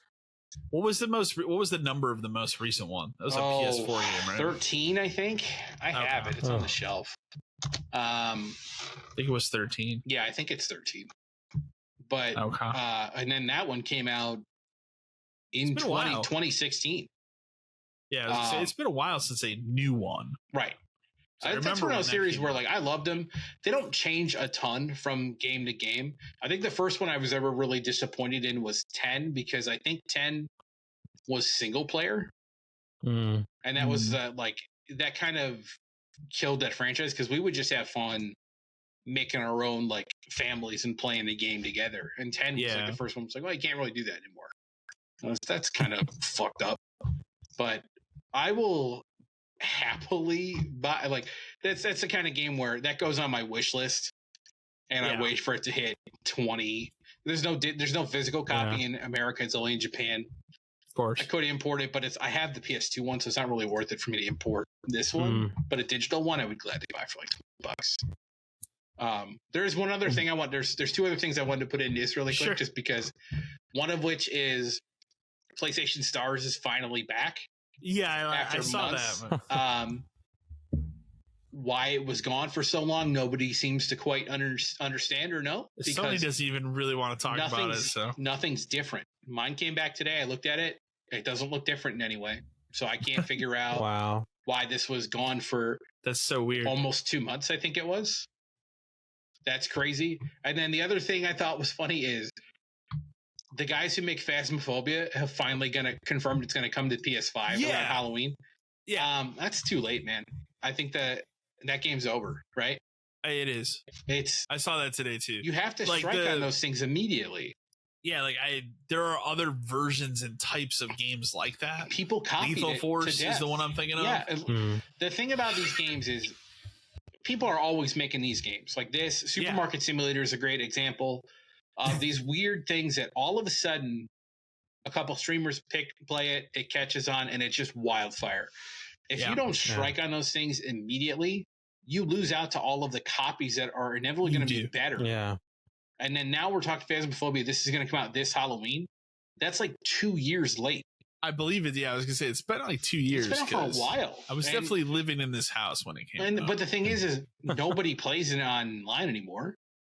No, I don't think will it see some kind of resurgence on PS5? Maybe a little bit, but it just feels too little too late. Yeah. So. It does. It does. But we can kick over to movies and stuff here. Movies I honestly haven't really watched any movies. I got 2 TV show things I can talk about real quick. We finally sat down, finished season 3 of The Bear. Personally, I loved it. I understand people's complaints about it. What I read today, and this is kind of interesting, is that the rumor was that they filmed these 2 seasons back to back. They filmed 18 episodes. There are only 10 episodes in this season. So it's like they have to go back and film, I would assume, 2 more episodes. Yeah. Because it does end on a cliffhanger. And it's a really odd choice of a cliffhanger to end it on, where it's just kind of like the dude pulls out his phone, because the whole point of the end of it is he's waiting for these reviews to hit of their restaurant, right? Pulls out his phone and he just looks at it and goes, "Motherfucker," and it just ends. And it's like, it says to be continued. And I'm like, does that mean, knowing that show, I'm like, does that mean it was good? Does that mean it was a bad review? I don't know. So that's the part of it where it's like, man, you're going to make me probably wait a full year to find out. But that show, I just love it so much. It's such a tremendous show. One thing that's really cool this season is they brought in even more real life chefs. That are just kind of playing themselves. Dan will know because Dan loves this chef. Wiley Dufresne. Love that guy. Is randomly in the last episode of the season of The Bear. One of these they have a mixture of real guy, so they have mixtures of real chefs, and then they have the actors. But tremendous season of the show. It's not my favorite season of the show. I think the last season was probably better. And like I said, I understand why some people are upset about it, because there are parts of it you can look at and go well, not really much was accomplished this season, but I still think this season fit to the spirit of what that show is. So, and I look forward to season 4, especially with its dumb cliffhanger. So, gotcha. And then we started, I've only watched the first episode, but we finally started this season of The Boys, and it's weird. It's The Boys is a great show, but there's just some things about it this season that are different. They're taking different characters and changing things about them that make no sense to why they would change them. The other thing you have to get over, I don't know, we haven't talked about it on the podcast, but I know Dan, you and I have talked about before, but the one girl in the plastic surgery in her face, it is so jarring now, because it wasn't really a thing in the last season either, but this season in particular, anytime she's on screen, it's immediately noticeable, how different her face looks from the thing. Another thing that's really weird is there is one prominent character that they just changed the actor of to no fanfare in this season. So this season starts. Too, yeah. It's this season starts and that dude's just sitting in a chair, and I'm like, boy, that doesn't look like that guy. They just showed a recap of last season. That certainly doesn't look like him. And then it keeps going. I'm like, this is totally a different actor. What the fuck's happening? Are you talking about that black guy? Yeah, Mother's Milk. So I read it's actually the same actor. Is it the same actor? Yeah, the thing that because I saw that and I wondered what happened, and I clicked on the story, and from what I read, I'm pretty sure it's the same actor. The only thing is he is slimming down. Okay. And that's why he looks so drastically different from the last season to this one. In this season, he just has a mustache. Yeah, that previous was the seasons thing. he had like a full beard because that was everything that threw me off. So if the dude lost a ton of weight and shaved, then like he looks completely different then. But yeah, like, for me, I was just like, that's interesting that he looks so different. Literally, that one small little thing with dropping weight and shaving your face has altered your appearance. Yeah, it's the same guy. That much. Okay. Well, in the same show where somebody else has plastic surgery, it looks completely different in their face too. So, but there's just other weird things in at least the first episode we watched where I'm like, I don't really know what's going on here. Like why we would change this character this way or that without getting into spoilers of the show. So, but again, I've only watched one episode, so maybe that changes. So, I will say I have not seen it. I'm just going to wait until it's up. I have not seen Long Legs, but I know the entire plot of it. And I will say from not any spoilers or anything, but I will say that there are two twists in that movie. And the one of them in particular, I think is pretty good and pretty cool. So it makes me more excited to see it. So hopefully, fingers crossed, that one's coming out in like 2-3 weeks on demand. That's my hope. I will say the next time that we record, I'll be able to talk about Twisters because we're going to go see Twisters. Oh boy. And we're going to go to the drive-in because that's where I saw the original one 30 years ago. Yeah. And I told her, I'm like, they're going to show Twisters and then that Quiet Place prequel that's supposed to be pretty good. I was like, that seems like a good double bill. So we're going to do that. And then the following week, you and I, Dan, will see Deadpool. Yep. So we'll be able to talk about Deadpool, Wolverine. I don't need to see any more trailers. Now, there's a thing going around where they showed the first 35 minutes and apparently everybody is fucking in it, like loves it. So that's all I need to know. Yeah. But what I can talk about is the Captain America 4 trailer. Because that dropped today. Yeah, that looked good. And for as much shit as I've given that movie for the fact that I know that it, has been through reshoot hell. Right. And that I don't think it's going to make back the amount of money it needs to. Do you know that movie's budget is $375 million? Yeah. Golly. Well, because it's supposed to be like the next comes out in February. Jumping off point. Yeah. It looks great. Like the trailer, like I went in and gone, all right, let's finally see this trailer and see. But like, it reminds me so much of the Winter Soldier movie. Yes. Like they're clearly going for that vibe. More of a like diplomatic espionage action story like that. Yes. It looks really good. Yeah. So Harrison Ford, he's playing William Hurt's character, right? Correct. General Thunderbolt Ross. Yes. Okay. And he is who becomes Red Hulk? He is the Red Hulk, yes. He is the Red Hulk, okay. Which is why they show him at the end of the trailer. Right. Okay. Yeah. In this movie, because this is what I couldn't figure out, is he the president? It looks like he's running for president. Oh, he's running. Okay. Like. That was the one thing I couldn't figure out because it like really seemed like he either was or is running for president. I dipped out of comics probably 7 years ago. Really anything other than Spider-Man. And then before that, I had already kind of dipped out of Cap. I would not be surprised if he has either run for or been president in the comics at some point. Because he's always been that like major military figure in the comics. He's always been like a top, especially when they started doing the Red Hulk stuff and like the Red She-Hulk stuff. He's become more of a central figure. I did like the cheeky comment in the trailer where he said he looked different and said, I used to have a mustache, and it made me chuckle. Like I get it. They're playing into it. Yeah, playing into it. That's fine. Because we do need to keep Thunderbolt Ross does still need to exist in the universe, and obviously William Hurt, he died, right? He passed away. Okay. Yeah. So they had to figure it out. Harrison Ford's fine. You wish that maybe they'd pick someone younger, not like younger, but Harrison Ford is old. Yeah. Harrison Ford's 85. Exactly. I think, right? So maybe we could have picked a guy in his 60s because if we wanted to make one more, but. And that was my other concern going into it. I'm like, are we going to get the Harrison Ford that cares? Are we going to get the one that damn near broke his leg making a Star Wars movie he didn't want to be in? He looks like he cares in this. Like he seems like he's given it his all. So like, I think maybe it's because he realized he got to be Red Hulk. He's not just a guy being his character is something different. Yeah. Yeah. It looks good. Like, that was my thing. It's like of all these Marvel things come out, because I guess I'll throw it in here. There was the Agatha trailer too, which I'm not into. That's the kind of thing where like until that comes out, I don't think you know what that actually is anyway. Yeah. Exactly. This, like, Anthony Mackie has been great in these movies as Sam. Like, even the show, maybe that show wasn't the best, but him and Bucky in that show together were phenomenal. They were very good in that show. Great, like, buddy comedy kind of a thing.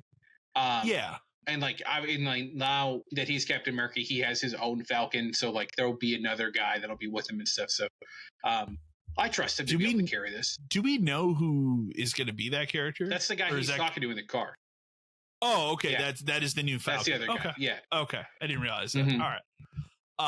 Yeah, no, and like, as someone who knows the progression of him becoming Captain America, I've been waiting for this for a while, so I'm excited to see this. Right, and the show did a good job of bridging the gap between Cap's gone, here's the shield, and what it takes for him to actually become his own version of Captain America. Because they do that line in there: "You may be Captain America, but you're no Steve Rogers." And like, that's kind of the point, is he's not. So I'm excited for it, just because it looks good. Of the a little weird, the Marvel universe, the Cap movies have always been probably the most solid across Winter the board. Soldier's my favorite. I really like the first one too. Like, the first one was good too.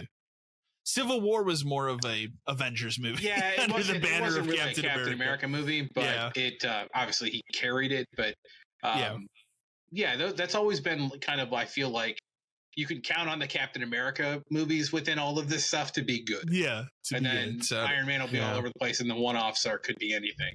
Yeah, but this is looking promising, especially for, again, all those reshoots and everything. Well, I don't know. This is an important one because it's the first one after Deadpool, quote unquote. It'll be the first movie. All of this stuff. Weird that they put this trailer out 2 weeks before Deadpool, though, right? Well, I think maybe this is like the small version, and maybe before Deadpool we get like a big version? A different one. The other thing I was thinking is, like, I'm sure, if not the end of this week, beginning of next week, press will be seeing Deadpool, which means they're going to see a trailer for this movie, and they didn't want it to leak. Right. So they said, fuck it. We'll do it ourselves. Just put it up. And the Deadpool thing, like, I think another part about the Deadpool movie we don't know, especially about going forward with like Captain America, that movie's going to have a shitload of cameos from a shitload of people from all over this Marvel universe. Yeah. So maybe there's something where, I mean, it's weird because like anybody could show up, right? Yeah. Would you be surprised if Chris Evans as Captain America was in this movie? I was gonna say, would you be surprised if he shows up as the Human Torch instead? That'd be fucking better. Or what if he shows up as both? And that's a joke. So I saw someone say today, what if Ben Affleck shows up as Daredevil with Charlie Please Cox? do it. Please go. Do it. I think the Chris Evans thing is, I feel like that's going to happen because he was in that Free Guy movie as like a joke. Yeah. In the one-off shot. So like him and Ryan Reynolds clearly are like buds, and like Hugh Jackman, I'm sure too. So I feel like that's possible. But if he shows up as Captain America and Human Torch at the same time, that's fucking incredible. And like, that's what I want from this movie. I want it. Whereas something like the Spider-Man movie was, we got the other Spider-Man guys back, and it's just like a celebration of Spider-Man. I want this to like go off the rails in terms like of even more of a Marvel. Yeah, and just bringing in anybody they can even fucking think of. How about Ryan Reynolds shows up as the character from the Blade movie? There you go. Oh yeah. Like, just go crazy. Who cares? Do you think they get? I think it'd be more. I think it's more realistic probably if they got the new guy that maybe play Blade in this new movie if that ever comes out. But do you think they could get Wesley Snipes to show up? I don't know. I don't know what he's up to anymore. I don't either. So. I don't know if I would trust him to show up and do work. That would be a cameo I would like to see. Well, it would be cool, but like after hearing some of the stories about him on set for the Blade movies, I don't know if you'd even want to bother. Yeah. But the new guy could show up, and he could show up. And, like, the thing is, anybody could show up. Did you see the thing where people saw in the trailer that they showed the celestial thing in the ocean? Oh, so it confirms Eternals is real and it actually happened. Yeah, let's get some of these people in here, man. Who cares? I did see that. It made me laugh. Yeah. And then the last thing I was going to ask about the Captain America trailer. Do we know who Giancarlo Esposito is playing? I was trying to guess who he was from his costume. Okay. Let me look it up really quick and see. Because he's clearly in the trailer, but I mean, I don't know. He's wearing a costume of some kind, and I don't think I ever read who he was playing or if they even said it. They don't. I mean, I don't even think he has a speaking line in the trailer. No, they just show him with a gun. don't say his character name. Okay. So it could be anybody. But hey, you remember your buddy Seth Rollins is in this movie.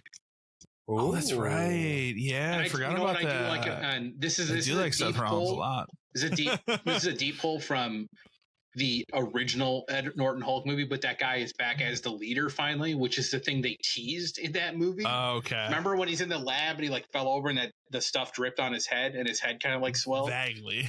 Exactly. That was a tease for like what they were gonna do with Hulk stuff later. He's actually back as that character in this movie. That's crazy. Crazy as hell, but it's awesome. Like, that's good. That's when it really starts to feel like they are comic book movies because they're pulling back threads from years ago. And I don't know who his Giancarlo Esposito's character is because they haven't said, but he was wearing some kind of costume. You look cool. I mean, it was exactly what I would want out of a Captain America movie, which is that espionage, action, political thriller, like those other, especially Winter Soldier and Liv Tyler too. Okay, so like they're really as much of a Captain America movie as this is. This is also a Hulk movie. Yeah, it's just not him in it. Although maybe he'll show up at some point. I wouldn't be surprised if that's like the final thing is he shows up too. But what if it's Ed Norton? What if it's George Clooney Batman? There you go. I was gonna say, if they were to do something like that, you would see Ed Norton show up in the Deadpool as Hulk. That's more likely than him and Eric Bana both show up, and they kind of like do the Spider-Man point at each other.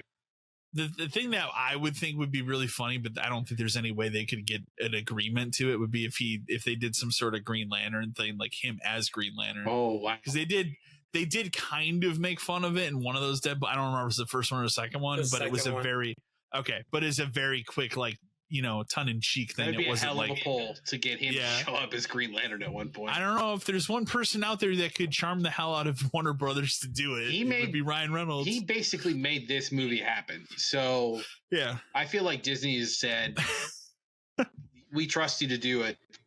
And they're looking back at the pre-sales for that movie now and going, well, it's a good decision we made to let him do whatever he wanted. Yeah. Because I think it's, from the last time I looked, it's on par tracking like No Way Home numbers right now, which it's an R-rated movie, so that's pretty absurd. That's the craziest part. Yeah, so prepare to see a lot of kids in this one. Oh, God, that's what I'm going to tell you. So, did you watch anything in the last 2 weeks, Dan? Not really. I mean, First Descendant. There you go. All right, Matt, you've watched some stuff. I have watched some stuff. I went on like a binge and just started watching a bunch of random things. But the biggest thing I wanted to watch was Beverly Hills Cop Axel F. Yeah. Personally, I think if you enjoyed 1, 2, or 3, I really feel like you'll enjoy this one. Okay. I mean, he does really good at his comedy shtick. It's interesting to see him, because in this one, he has a daughter who's grown up, but they're kind of estranged from each other. Okay. So, like, it's interesting to see him trying to build a relationship with her and then, like, explain why he made the decisions he made prior to their relationship falling apart. Is she also a cop, or? She is actually a lawyer for... When you're defending the bad guys, is that the prosecution? Yeah. So no. Prosecution should be the good guys. So I know what you mean, though. Yeah. Defense. Yeah. So she's the defense attorney for people that he actually locks up. Okay. So it's interesting. There's a lot of good comedy in this movie. I think Eddie Murphy did well in bringing that back to Axel Foley. I mean, there's one part of the movie where he actually sounds like Norbit. So, it's pretty interesting. All right. All in all, though, it's a solid watch. I really enjoyed it. I thought he did a really good job doing that whole Axel Foley shtick, being a cop. Yeah. It was good. Another movie I decided to watch was something called Cell Phone on Hulu. Okay. horror, I assume. No. Psychological horror, maybe. Okay. Because there's really nothing like super scary in it. So essentially, what happens is this girl has a fiance. They get into some kind of bad car accident. The fiance dies. Okay. So girl goes on like this trip by herself to kind of like get away from everything, kind of like just get herself right. However, the house she's staying in is essentially haunted in some aspect. Okay. Is it supposed to be like the ghost of him or something? So she sees a lot of him, but it's not like the ghost of him person. Okay. So like she has these moments where she may have like a really bad day and like she's like crying and like he comes in and he's like holding her and he's like, I'm here with you, don't worry. But then she has to like bring herself back to reality and then she's like, no, you're not here, you're just a figment of my imagination. But like the cell phone, it like the house is haunted and somehow that haunting moves to the cell phone.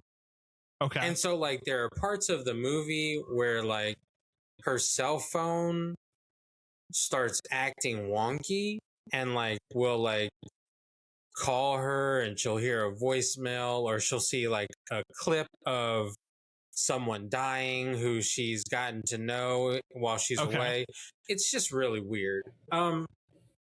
It was on Hulu. It was made last year. I don't even know the actress and the main actor, like the main actor. I don't even pay attention to who it was. I just watched it because it looked interesting. And I have to say, it wasn't horrible. Okay. But it definitely is a slow movie. Like, it, all in all, maybe like I'd give it like a 6 out of 10. It wasn't horrible. I think the girl did a really good job for the role. And the co-actor that's in it did a really good job too of playing the character he plays. Not bad. If you want to, apparently I was on a Hulu binge because then I started watching Vacation Friends 1 and 2. If you ain't never seen it, it's the John Cena movie. I was gonna say, isn't the ones that John Cena's in? Yeah, and he plays like his roles are like really raunchy, and I think that goes from the simple fact that he had to play this PG character for so long. I think that's part of it too, because I've noticed in like at least the last like 2 or 3 years, he's definitely geared towards doing more of those type of roles. Yeah. So all in all, it's I forgot. I think his name is Lil Hal or Hal, right? I forgot who the main character is. Like I forgot his real name, but he's done a lot of like comedy movies and stuff like that. What happens is in the first one, him and his wife are going on a trip and their hotel room gets wrecked by John Cena and his girl. And so like Cena and his girl decide, you know what, we're just gonna, you can stay with us. We messed up your room. You can kind of bunk with us. And essentially it just becomes like chaos. And he's more of like a Lil Ray Howe, I believe is his name, but he's more of like a refined type guy. He doesn't really do anything crazy. He stays like to the books and like his schedule and stuff like that. Yeah. And of course, John Cena's character is like doing coke and like they're getting wasted and like doing like ayahuasca trips and stuff like that. Like it's just crazy. And it's one of those just raunchy comedy movies, and I thought they both were pretty entertaining and pretty comical. They're not like, you know, they're not going to win an Oscar for anybody in it, but as far as like just an entertaining factor, all of them have it. So I mean, it obviously was successful enough to get a sequel. Exactly, it's the same people in the sequel. Yeah, same people from the first one into the second one. So I mean, the fact that all of them reprise the same roles, I mean, they had to make something off of it to do well. But yeah, that's what I watched, and I actually this afternoon just started watching The Exorcism. Oh, okay. Yeah, that one. I'm maybe like 30 minutes into it. So The Russell Crowe, like, yeah, everybody thought it was a sequel to that other one from last year, which is weird. So like, the trailer made it sound like he was a priest again in this movie. However, he's an actor playing a priest, right? Right, he's an actor playing a priest, so like he has like no priestly idea, but he's like just slowly becoming evolved. A priest in real life? No, I'm just kidding. I have no idea what's happening right now. Like I said, I'm 30 minutes into it, but I have to say the 30 minutes I am into it are actually really good. Like, it hasn't been anything stupidly scary. I think the way it starts off is actually really cool. And I was actually shocked because one of the sites I use, I was shocked that I saw it on. Like I was like, it's already out. You know what I mean? So like, I'm gonna, like I said, I wanted to try and finish it before, but I didn't have the time. So I'm gonna finish it this weekend for sure. So next week, the other one, talk about it. The other one that I'll watch before we record next time is the Bike Riders, because that just got put up. Yeah, and I wanted to watch that A Violent Nature one. That In a Violent Nature, the slasher one. Yeah. So I'm really hoping to watch both of those for this week. So we'll see what happens. But yeah, all in all, out of this week, Beverly Hills Cop, fantastic. Go watch it. Well, we can kick over to emails. We got a few, so we can jump off on those. First email we have comes to us from Jackie from Roseville, California. Hi, 572 crew. I'm sure you, like many others this week, celebrated the small victory of Kotaku Australia closing its doors. Is this a sign of things to come for Kotaku as a whole? Are we finally going to hit that point where this finally happens? I mean, I think it's the start. You know what, though? I read more about it, and it's this Australia branch of this, along with a whole bunch of other stuff. They were all owned by some guy who was like licensing that stuff to use in Australia. So it really means nothing for Kotaku standard as a whole. It was more so he was using the name in a different country. The one thing that I did read is that a lot of their archive stuff for Kotaku was housed with that Kotaku Australia. So with this shutting down, there's like possibility they might lose some of that archive stuff. There'll be some of it that's lost, I'm sure, which is kind of crazy that I don't know why they would have done that way. That they would make him to license this, you have to host everything.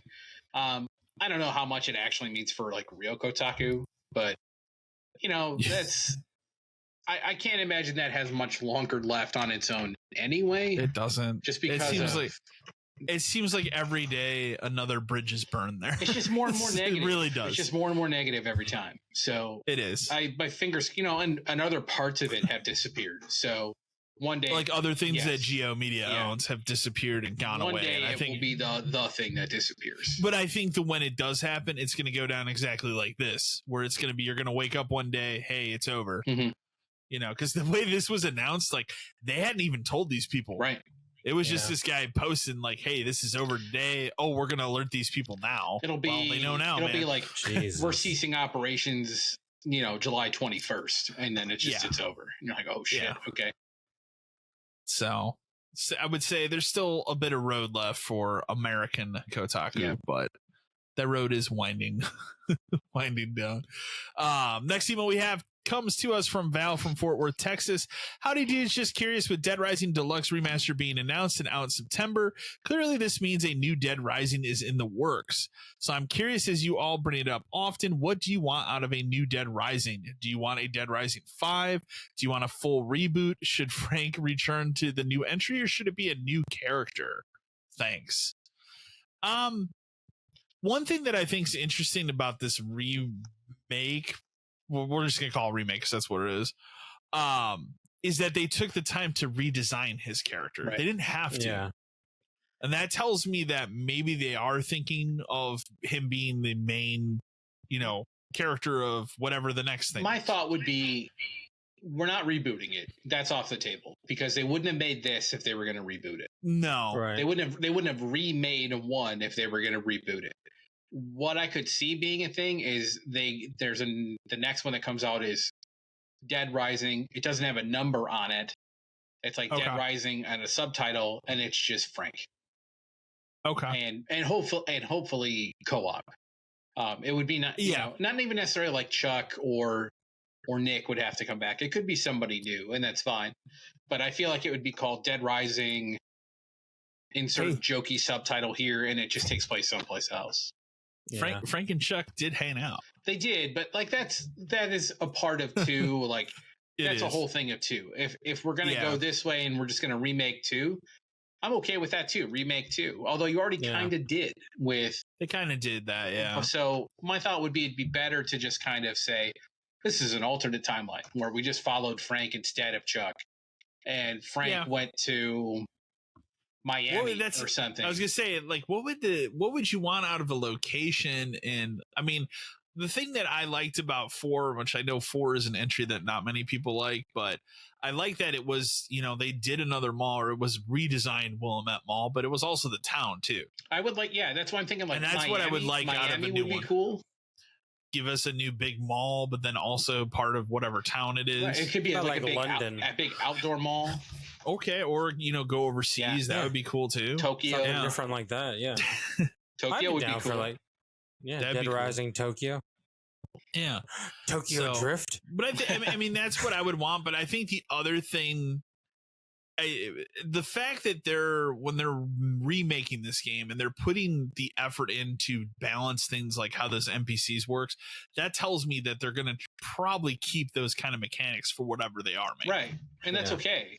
If this remake is the launching off point for the next one, because I think Capcom, especially you look at how successful Resident Evil has been since they rebooted it from 7, they've learned their lessons from what fans want from the series and what they don't want, what upsets them. And I think by remaking this game and putting the effort in, change things like that and update things like that, that tells me that whatever the next thing is will have those pivotal things that you want again. You want Psychopath. But see, you want, that's also a good thing to say. Like, so we just redid all these Resident Evils and they're the same but different. Mm-hmm. Dead Rising could go the same path. We could do 2 again. We could do 3 again. 4, maybe not, but we've talked about it. I would love to see 3 redone and reworked to have like true psychopaths in it, like 1 and 2 had, because 3 had its own kind of thing about that. The other thing that was cool about 3 is there was like the thing about Dead Rising 2 and Off the Record was when those were made at the time they were made, you had to be in the same area. Right. You were locked. Dead Rising 3, you could be on the other side of the fucking town. Right. We would frequently be like that, and it had that thing built in where it's like, we want to go fight this guy, it'll auto warp us there. Yeah, it'll warp you there or something. That was really smart about how it handled that stuff. Mm-hmm. So, but the Resident Evil way could be the way. I could see that where I would think they would do it the way Resident Evil does it. We're like, okay, here's a remake. Now here's the next thing. Oh, guess what? Now we're going to remake Dead Rising 2. Dead Rising is a weirder thing to do, but that there is some kind of logic to how 1 goes into 2, goes into 3, because even 3 at the end brings like Chuck's daughters in 3. True. So like, remember that? We're like, holy shit, is that supposed to be her? I kind of forgot about that. Yeah. So maybe that's what I'd want though. Maybe I would want Frank's continuing adventure, and then 2 with Chuck. And then Frank's continuing adventure, and then 3 with Nick. And then maybe once we've redone 3 and we've had 2 more of those, we could have everybody hangs out together kind of a thing. There you go. But I mean, I'm just happy that the franchise seemingly is back. That it's not dead. So it's not dead. 4 could have killed it. It really, I mean, I think it did for a while. I think 4 is fine, but it definitely made people rethink, do we really need these anymore? It did for sure. So I would also say, like, if you want to see that, buy this remake. Please buy this one, or like, that's going to tell them they don't. This could finally be it. Yeah. Yeah. Next email we have comes to us from Justin from New York. Hey, 572 crew, love the question on best and worst movie trailers, but let's flip that to games. What are some of y'all's favorite game trailers / reveals, and what are some of your least favorite? Thanks. So I wrote down what I could, good ones for me. The only thing I put in here for bad was, and this is just for me, it's a disappointment thing more than anything, is that, and I'll say it quickly first. Anytime a game turns out to be VR only, Yeah, it's just a bummer for me because like I don't. There's care. some things along that line too with like trailers where anytime a game turns out to not be what it looks like. Yeah, and sometimes like, oh, this is a VR. Trailers build stuff up and then they're like, available on Meta Quest only. You're like, wow, then who is this for? You couldn't. A good example is that Batman game. There's that, announced, which actually looks all right. Remember when they were like, Fallout 4 is coming to VR? You're like, oh shit, that's cool because the PS4 VR was out, but it's only on, I think it was Oculus only at the time, and it was like, yeah. Well, fuck you then, because I'm not going to go spend $500 to play Fallout 4 on a different wearing a headset. Yeah, that's what I really put for like bad trailers. For good ones, these are more like personal favorites for me. Castlevania Lords of Shadow always be a big one for me, just because it was at a point where I didn't think I would get a big Castlevania game like that again. And I know that's I don't want to say controversial game, but in Castlevania, there are fans of that Lords of Shadow game, but there are people that also really hate it. You were also coming off of their attempts at 3D on like the PS2 that didn't quite work because they didn't quite work, and then they cry games. Yeah, and then they kind of realized, like, what if we just copy God of War? That made more sense. So, and that made more sense. And I don't know, that first Lords of Shadow is an incredible game for me, but so that's one I put in here, especially that first trailer with the reveal trailer of like, this is a Castlevania game. Because the other thing you have to remember at the time, Lords of Shadow was not a Castlevania game when it started.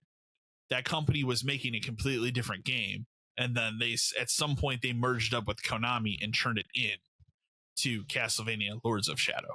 So the original I put in here, OG Phantom Pain trailer, when you didn't know at first that it was a Metal Gear Solid game. That was a good Game Awards thing, because after it was like, then they played that game of like, when people put it on the computer, put it in Photoshop and did the slider with the brightness. And then when you brighten it up, the picture of Phantom Pain, it shows the outline of Metal Gear Solid 5. Where the logo was kind of like pieces were missing. Yeah. Like what a cool trailer. That's because that dude's brain works in a much different way. One that always resonate big for me, Halo 3, the reveal of that. Kids cried when that was revealed. Like that was a hell of a trailer with the little piano note. Great trailer. Well, I'm not a huge fan of it. Obviously, I still think the Resident Evil 7 trailer that's a good one crazy, too, I would just for what it was, because we didn't know. The whole time you're watching, did we watch that together? I thought it was, we thought it was Until Dawn 2 or something. You couldn't tell. It did not look like Resident Evil, and then it was one of those shit. Well, because then the logo fades in with the 7, and you're like, what is this? And then it fills it in with Resident Evil, and you went, oh my god, what? And then for them to immediately be like, oh, and you can play a demo today, and you're like, fucking what? And then you play it, and that demo is not a part of the game. It's its own like experience kind of thing, and that was just, it took everything you knew about Resident Evil and completely flipped it. It did in a way that was like exciting. Yeah, especially coming off of 6, when you're like 6 has some high points and it has some really fucking low points. Well, it's funny because during that Dead Rising stream where they were showing the remake, they had a very quick blurb at the end where they mentioned, hey, we are working on Resident Evil 9. So there's your official confirmation. That's all they did, was the guy said, we're working on it. I know what I want to do next, is basically what was said. But he made the comment of like, after 6, we kind of just lost our way with that franchise and had to go underground and think about what is a Resident Evil game. So, I put it more recently. I put in because I do think it did leave a pretty big impact, that Perfect Dark trailer. Whether that game comes out and is as good as that trailer in a couple years, I don't know. But that was a great trailer as a more recent example. Right, it made me excited again. Skyrim, I put in here because that was that first trailer was that was a Game Awards thing too. That was a banger trailer. It's the first time you heard the Dragonborn song, and everything. And then finally, I put in. I don't know if you've ever watched this trailer. This is a masterful crafted trailer, the 2016 Hitman trailer. I think I remember that one. I'll probably go watch it. With the music, it's so good. It's so well done. Well, I definitely must have watched it. It has a style to it. Yeah, I love it. It's so good. And it was one of those like after what was the one that came Blood before? Money. No, there was one after Blood Money. Absolution? It was the one that was no Absolution. Yes, it was. that was the one where it was more story focused, Right. And people were like, and then it was kind of a couple years went by, and it was kind of like, well, what are they going to do with Hitman? Like, because people didn't like the story direction. Like, I didn't hate that game; I thought it was fine, good, but it wasn't what people wanted. And then they came back with this trailer, and it's like, no, we're going to lean into the way people want Hitman to be. Right. So. It's a puzzle, and you have to figure out how to. And now you have a trilogy of successful Hitman games. Well, that became a successful rogue-like game, and it's blown up and everything. And then it got them a James Bond contract. Which how have we not heard about that? I don't know. I need to see something because I'm dying for that game. Maybe Game Awards this year. Maybe a small thing, like a really tiny thing. Okay. Just where it's like you hear someone saying "Good morning, 007" or something, and then like I can see that the music hits. Yeah, I can and see they that. do like what you would have seen in like an old like PS2 game, Bond game, where like they just do like some action shots and the music's playing, and then it says 2028, and then somebody laughs in the background. There you go. All right, what about you? Trailers. So game trailers. I really like game trailers because I like to be excited about video games, even if they don't always pay off. One of the things I always look for in a game trailer that really like get me in the mood is the music. If the music fits the feel of the trailer and the game itself. So like one of the ones I always think about was, maybe the game, I still maintain that the first one's better, but the Borderlands 2 trailer where they did the Doomsday trailer where it just fucking hits with that dubstep song, and it just keeps going harder and harder and harder, and it shows crazier and crazier shit, and like the words are slamming in the thing. It just really got you hyped for that game, especially after Borderlands was such a like almost a surprise of how good it was. Yeah, for this to be like holy shit kind of a thing. The original Borderlands, it kind of came out of nowhere, and then all of a sudden when they released, it was everybody wanted it. It was sold out everywhere. If you were paying attention to it, I think you knew what you were going to get, and you were going to like it. But Borderlands 2, when they saw how excited it was, they're like, we got to ramp this up, and they fucking did with that trailer. And 2 is a good game. It's definitely where the series kind of starts to take a fall because it's too much at a certain point. Yeah, but story wise, that's where it's still good. So yeah, that's one of my favorite ones ever, just because. That song will get you fucking pumped to play that game if you watch it. Yeah, it will. That too. You know what? Another trailer I always love, and I rewatch it from time to time for no reason. I didn't even play the game, but the Moon Crash trailer, where it's the because that's like the roguelike part of that game, and it plays. You spin me around, and like the music just kind of like it fits the trailer where like it does. Yeah, I know what you're talking about. When it rewinds and it shows it again, and it just feels like. It made me excited to like play that, but I never wanted to play Prey just because I just didn't. It's actually a really good game. I just never got into it. But like that for whatever reason, that song and that trailer just works so well together for me that I was always super into it. Another big one that I always think about in terms of like is remember the first real Final Fantasy VII remake trailer. Where they show them walking off of the train, and it's like, and you finally realize it, like back in 2015. This is very long ago, yes, 2015. But you finally realize, like, the game is real. Holy shit! We're finally doing. Holy shit! It looks amazing. Well, that was also coming off of, I believe, the Game Awards, like a couple months beforehand. They had done the tease where it's like, oh, are they going to talk about? Oh, it's just a re-release of the PS1 version on PS4. So for them to then finally do it, but it was finally like you knew it was real. It looked incredible. The music's playing in the background. You see glimpses of characters, and you're just like, "Oh my god, I can't believe it! Like it's real." And then and the long 5-year wait. I mean, then you had to wait forever, but it paid off. It was still very good. It did. And then a recent one, just because, is that Alan Wake 2 like DLC trailer. I know you like that one. I like that one because the song's great. I need to play that DLC. It's a fun like throwback to characters you like from other games, and it's like it's kind of a self-aware trailer where like we know this universe is ridiculous, but we know you love these characters, and we're just gonna find a way to make it work, even if it means it's all just parallel universes and who gives a shit and we can do whatever we want. But then like the music hits and everything like that. It's just a fun. Quick trailer for a video. In terms of like bad ones, I don't know. Bad ones, like I said, they tend to be ones that either don't feel It's like not they what you represent the think. game, or they're too long and they're giving stuff away. Or I'm trying to think of a specific one, and I really can't, just because it always. Or you're excited because they're finally making a sequel to something, Right. and then it turns out, well, it's a mobile game or something. You know, Here's a new Final Fantasy game for your phone. No, shit, no thanks. They're making a new South Park game, Phone Destroyer. Yeah, my God. That's what I remember. Yeah, or just stuff that, like, it seems like this is the game you decided to make with this license. Like, that's a mistake. Yeah. You know what's another good one, real quick, is that Prince of Persia one, the cartoon one. Okay. Where it plays the song and it's just kind of building as it goes, and like it's a very different style game, but it definitely made it more interesting to me because it was. We're not going to different. We're not going to make a sequel to the other 3 we just made. We're going to try something else, and it's a very different game that I like. Most people don't. I get it, but the trailer sold me on it. I'll also throw on there quick 2 other ones. Original Gears of War, which we kind of this year we kind of got, with the E-Day announcement, they kind of were calling back to it for sure.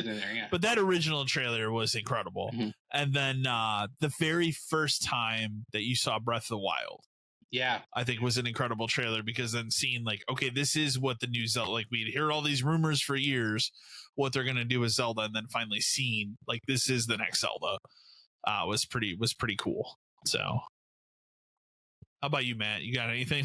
The only one that I can really think of that really sticks out to me that I've always been a real big fan of was the original Dead Island 2 trailer.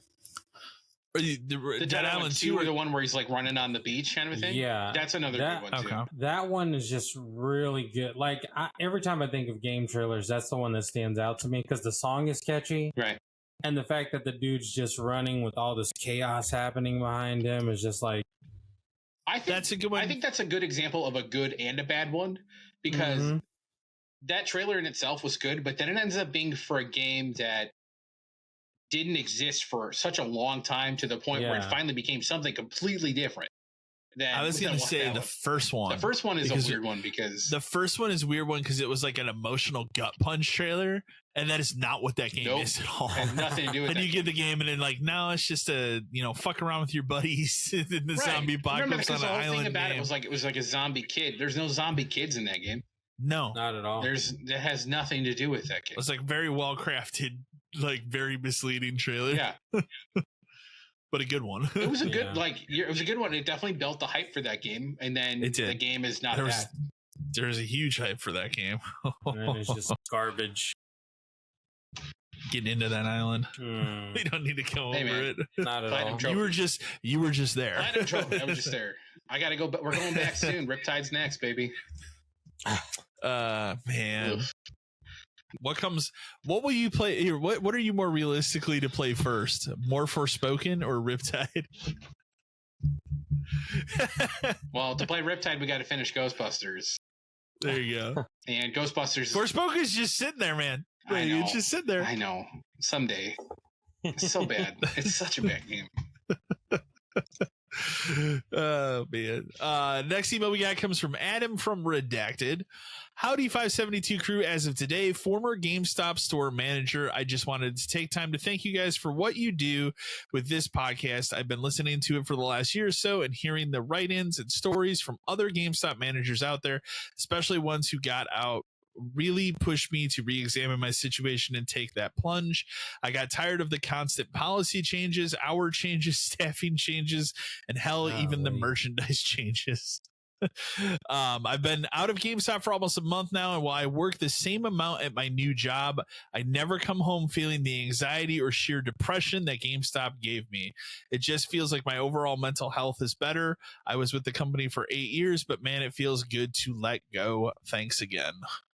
Thank God. Another saved one. Another one. Like, reading that makes me remember that one of the craziest things that keeps happening is like the hour changes. It's ridiculous. Remember that? Like, we were open, our hours didn't change forever. One time. We had that sweet like 6-month period, because I remember it was like January to like May or June, where we were closing at 8. It was just, all it was we closed an hour earlier because statistically from 8 to 9 on, we didn't do anything. We made almost no money. Yeah. And it really didn't make sense. We were in a dark parking lot by ourselves. And we were just like, yeah, this kind of makes sense. Like 10 to 8 is 10 hours that we're open. Like that's plenty of time, especially on a day like a Monday. Remember, Mondays were not big days. No. If your company's open 7 days a week, Monday doesn't mean anything. So that's the start of a week. Yeah. Especially games don't come out Mondays. And then, so we did that for a while. And then eventually like, no, we're going to change it back. They just changed Never it back. explained But that was it. Now it just seems like any time that I go there, it's yeah. And I know one of the reasons why it has changed now is because obviously there's less staff. Right. So it comes down to a lot of times it's one person for the entire day. Right. So I understand why it changes, but it's they're finally all the time. Remember when we worked there, breaks weren't a thing. Like they weren't built in. Nobody took them. Like it was just never a thing. I told you now it's common. Like it's happened to me at least twice where you might go to a GameStop at 2:00 in the afternoon and they have a sign up that says on lunch. Good for them. And you just have to wait. No, I'm not complaining, but that definitely has happened to me where I'm like, oh, and then you think about like, never that makes happened sense. when we were there. No, not at all. There, you know me. There'd be plenty of days where I'd work open and close. I did do that once by myself. She'd use the bathroom and I felt bad about it. Yeah. But you're the only person there, and it's like 4 hours until the next person comes in. They used to try to make you feel bad for doing that when that was technically the rule. It was, yeah. The rule was to put a sign up that says, be back in, But you know how your brain thinks is you think, though, the minute you do that, either it's going to be the DMs coming by, and then they're pissed, or some customer's going to come by and get pissed off and call the DM. Right. So... Yeah. The store's closed. I can't get in. Man, So but like their hours, you go to a store. Sorry, I'm taking a shit. Well, and the thing was, remember, hours used to be pretty universal. If we were open 10 to 9, the other store in our town was open 10 to 9, and the other one down the street, and the other one down the street was. Now it's like you can go to 2 different ones that are close by, and they have different hours. The one in my town and the one that's closer to the mall over by me, completely different hours. Yeah. Wild. It's wild. Well, then like constant policy changes, that's every day. Staffing changes every day. We're talking SL2s, area managers, group managers, all this other shit that doesn't need to exist. Yeah. VPs. I think I told you, like, you told me about the VP is just gone now. And there maybe there's one left, but if there's only one left, do you even need it? Doesn't that prove that job is irrelevant? I don't think you really need it. Do you need regionals? Probably not. Those are just glorified babysitters of the babysitters. That's what it is, though. And those are the babysitters that, come up with really aren't. Yeah. But they come up with the rules for how stores are supposed to work, but none of them know how to work in a fucking store. Maybe. And they're either so detached from it because they haven't worked in the store for years, or some of them have never worked in the store because they just got hired on at that position. And they come in and they know how to sell video games and sell warranties and sell GPGs, but they don't understand anything about a customer on a daily basis. Exactly. It's crazy. I'm just glad that like the other best part about this email is like I never come home feeling the anxiety or sheer depression that GameStop gave me. Yeah. Because your other job, even though you may work the same or maybe even a little bit more, probably doesn't weigh on you at home. Because not everything, because when you're a store leader, it really does feel like everything's your fucking responsibility and everything's your fucking fault. Remember, like, not to say that you did or did not deserve it, but I would get yelled at about you and other employees all the time. You would. And I would constantly defend everyone just because, and just be like, and I would just take the heat because, like, he's not going to fire me. But it was just bullshit. They come in. Why does Kyle only have 18% pro instead of 20? Are you fucking serious? It's 2% difference. Maybe because Timmy came in and bought a $2 Wii. I don't fucking know, dude. Like, stop. Just take a break.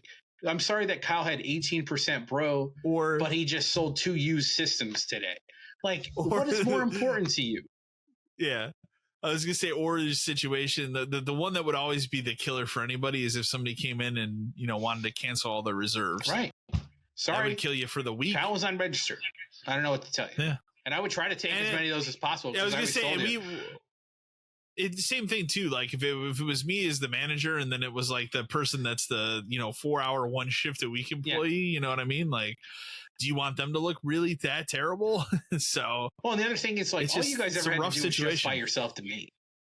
You come in and like some guy came in and canceled 6 reserves. All right, man. Okay. Whatever. Don't care. There's nothing I you would can always do about remember. it. I would always try to take the hits because my argument was always the store's numbers are my numbers. My numbers aren't my numbers.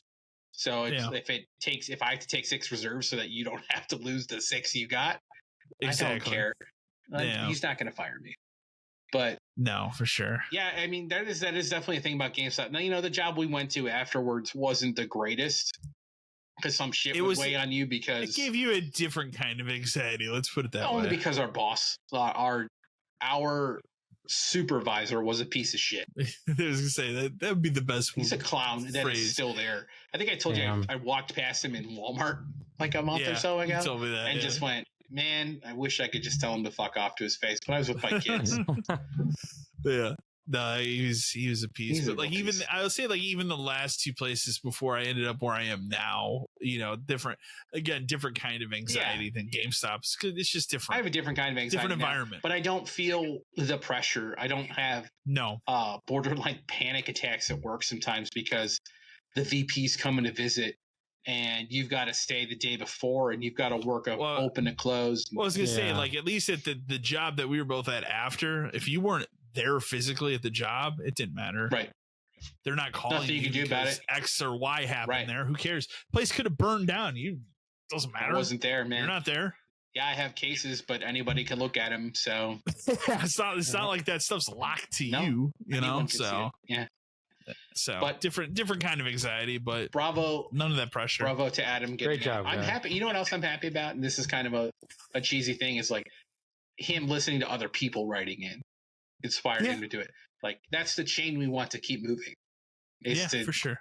He got out. Other people before him got out. You can too. Don't feel stuck. Because you know what that's like when you're in that position, especially like for him, I think he's been there for 8 years. Yeah. He was there for 8 years. It's like you get into that type of like, well, I've been here for 8 years. That's what I was like. Maybe I'm not going to find something else because I've been they're going to look at my thing and go, I've been at GameStop for 8 years.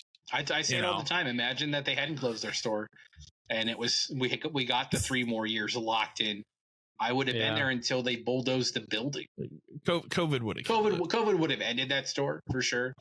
But I would have been there till that happened, till they bulldozed the building. Just either COVID ended it, or if COVID didn't happen, the bulldoze. The bulldoze. We would have been there till the day before the bulldoze. Yeah.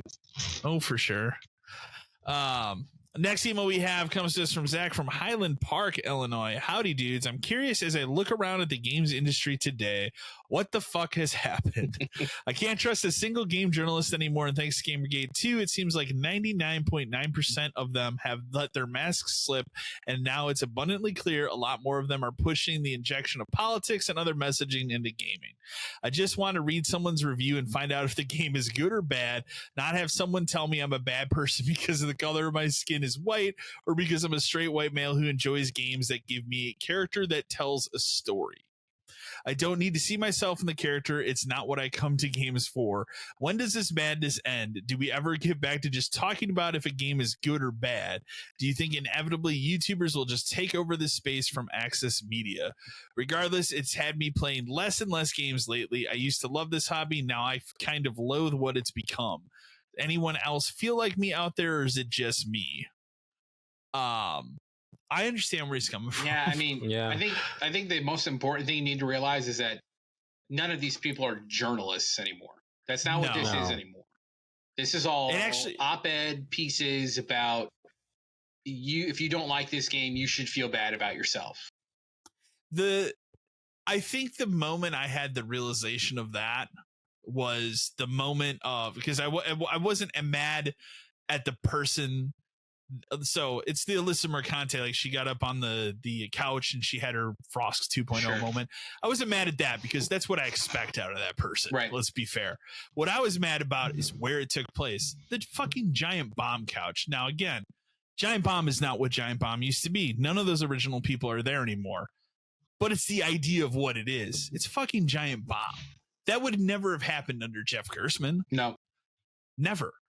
Like they never would have, like that whole scenario would have never occurred. And it's just, that was where it occurred to me. I'm like, wow, this whole idea of like sitting down and watching these, like maybe outside of IGN, which still kind of like, even though IGN does have their articles once in a while where you look at and roll your eyes, for the most part, like I can at least watch something that they produce and not have that experience. Yeah. IGN for the most part is okay. Right. Yeah. It just kind of seems like, it's whatever. We're still talking about games. For one, it's okay because it's one of the few like last game sites that actually puts out information throughout the day and updates. They also are the monopoly of. Well, I mean, the argument would be like GameSpot is the other one, but GameSpot is a shell of what it used to be. Yeah, it barely has a lot of those content. people left. Everybody's gone. It's like IGN's fine, but every so often there's an op-ed piece about why you should feel bad, and because it's an op-ed piece, gee, we better turn off comments real quick because anybody who has a different opinion is wrong. Yeah, like, they're not the people who write these things aren't allowed to be wrong. So this isn't journalism.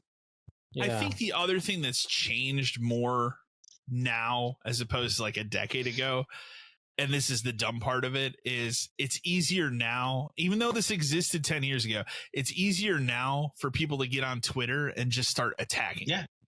Because we see this happen all the time. Like we're literally like these journalists are attacking their own fan bases because, hey, this person doesn't agree with their opinion on this or that. It has nothing to do with the video game. Yeah, the problem is, and we talked about this when we talked about like the Dr. Disrespect garbage, is there are people that fall into these odd parasocial relationships and like, quote unquote, being simps for these people who will go to the ends of the earth to defend someone they've never met.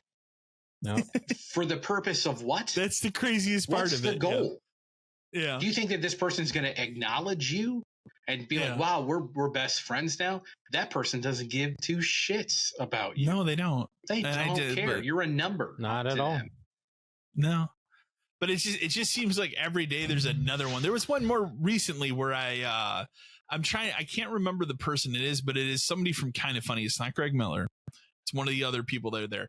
But I saw him like this person like start attacking somebody on Twitter because they had a different opinion about something in games related. And it was just one of those things where I'm just like, really? Like somebody from Kind of Funny, which is supposedly, as I see it all the time, they talk about like the kind of funny best friends and all that, where it's like they're this very welcoming group of gamers and stuff. It seemed kind of just like the complete opposite of that.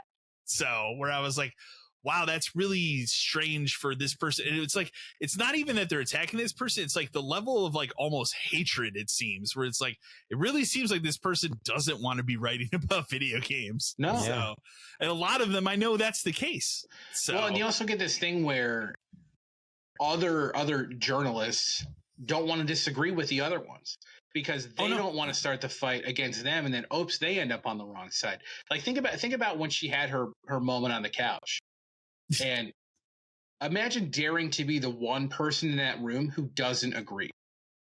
Oh, I know. Imagine being the one person in that room who says, this is ridiculous. Like you are losing it.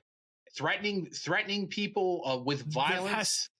There has to be at least one person that was sitting on that couch that did not agree and just sat there. One person in that room probably didn't Maybe it's the mustache dude because people love pointing that guy's mustache out. But there was at least one person in that room, I can guarantee you, didn't think that physically fighting someone was the solution to her problems. No. And she somehow thought it did. And then, you get the ones in that room who come out and say, I was in that room and I totally support her. Or Jeff Grubb, who seems to be losing his mind. He's lost his mind. Right. He's I 100% agree. Some hole and he's not coming back out. No. And it's because they have their own platform where they can say whatever they want and they just keep doing it and keep doing it and keep doing it and keep doing it. Fuck the rules, fuck human decency, fuck everything. And that was my thing. Was like I said, I was more offended that it was Giant Bomb, but that was when I had that realization of like, it's not the Giant Bomb that man. It's been gone for a while. That died a couple of years ago when they all left. 4 of them left. Yeah, it did, and then Jeff was there for the transition. They had to go through that shuffle period, but they brought people in and they brought people out, and then still was somebody else awkward. left, and then it flipped them around. And it's like, what even is it anymore? I mean, whatever. I support Jeff just sitting in his house playing NES games now. It kind of makes the most sense to me now, man. Like a guy who detached himself from everybody else, hangs out and does his own shit. You want to be a part of it, right? Like the thing is, he still gets codes, and we'll talk about like recent games and stuff. But a lot of the stuff he does, he's been doing video games for 30 years. He's been playing. I was going to mention this. He's been playing some like it was over in Europe. It did not come out here. It's a PS2 like extreme sports game, like a skateboarding game or something called Rollin'. And that's pretty cool. I don't know if I've ever heard of it, but I'm not surprised. Europe got a whole bunch of weird shit we never heard. So, but like that's the point is like he's kind of carved out his own niche, right? And that's fine. Well, and the Nextlander dudes have carved out their own niche too. The thing that about kind of like calling this journalism is journalism to me involves investigating a topic, listening to both sides of the topic, showing both sides of the topic, and then writing it in a way where your opinions aren't the driving force of the article. Exactly. So, but every one of these things that you read about Resident Evil 5 can't be remade, it's far too racist. You did no research on how the game was originally made, how the times have changed, and what needs to be updated and what can stay, and what the whole point of the game was. You've done you took a game released in 2005. Is that when that game came out? 6? 2009. Okay, 2009. I'm thinking of 4, I think. But you're taking a game released in 2009 when the political climate and just like a lot of this stuff was far different. And you're saying that because of the way this game was made, it can't be remade now. I was watching a TV show today where we talk about it all the time, where it's like things you can't say anymore. And this TV show was on. I was watching it on Peacock. It's the show Psych. Yeah. Okay, I'm watching an episode of that today on Peacock, and one guy makes a joke about the two main guys. And goes, "What are you guys doing? Are you being gay?" And I just was kind of like, "Holy shit!" Because you couldn't say that it's today. Impossible. Yeah. But it's still here. It's not going anywhere. It didn't mean that at the time. Like, no, I don't even know where I'm going with it. I'm just so tired. I'm so tired of this shit. No, we all are. It's just like I don't understand why we can't just get back to being adults and just realize like you don't have to say those kind of things anymore, but that is what it was done. Why can't I don't need a just message be reviews? to tell me. Yeah, like why can't a review just be a review? Why can't you just tell me that the Elden Ring DLC is worth my time or not? Remember when they used to break down reviews? Would be like gameplay, graphics. We're talking like audio, Game Pro like days. Is what you're saying, where they would literally break it down by category and tell you this, and then they would have a category at the bottom was like, is the game fun or not? That was like the thing. That was literally one of the categories was fun factor. Yes, it's fun. That's all we want from game reviews now. I don't need to know the geopolitical sciences behind me shooting a zombie in a foreign country. Like, what the fuck are you talking about? Yeah. God forbid that game took place in Africa. Where should we set it now? Iceland? Where all the people are white? What I always like to go back to is the Kotaku PS5 review, which just was all about the 2020 election. Right. Like, what are you talking literally about? Nothing to do about the PS5. Like, I'm here just to know if the PS5 is worth it, man. I don't give a fuck about like what you're talking about. That's why, here. Like, it's funny, but you and I think we both read Push Square and Pure Xbox a lot because while they're quote unquote biased towards those systems, but that's the point of it, though. But they also will, if a game sucks, they'll say it sucks. Oh, they'll straight up tell you. Push Square gave First Descendant a 3. They hate it. Yeah. And you know what? I haven't played a lot of it. I get it. It's fine. I get it. But I like those sites because that's the point of it is you're supposed to pick like, okay, this one's for PlayStation news. This one's for Xbox news. So obviously they're going to be biased towards those systems. But what I like about those sites, and a lot of them will run the same news article. I mean, they're owned by the same entity, but what I like about it is it's just what you want it to be. It's the news article. And it tells you what the news is. Here's some information. Or it's a review of the game. Here's a link to the trailer. Tell you about the game. They'll sometimes, and the other thing is sometimes they will do opinion pieces, and they will put a giant thing on it that says opinion. So you automatically, off the jump. Oh, if I don't want an opinion on it, I don't need to read it. Yeah. But in an IGN article, you could be trapped halfway through. All of a sudden, it turns into something else. All of a sudden you're turning the Elden Ring review into like your personal experiences with online hate that you created yourself, like what? Do you know that's the newest thing? Yes, I know.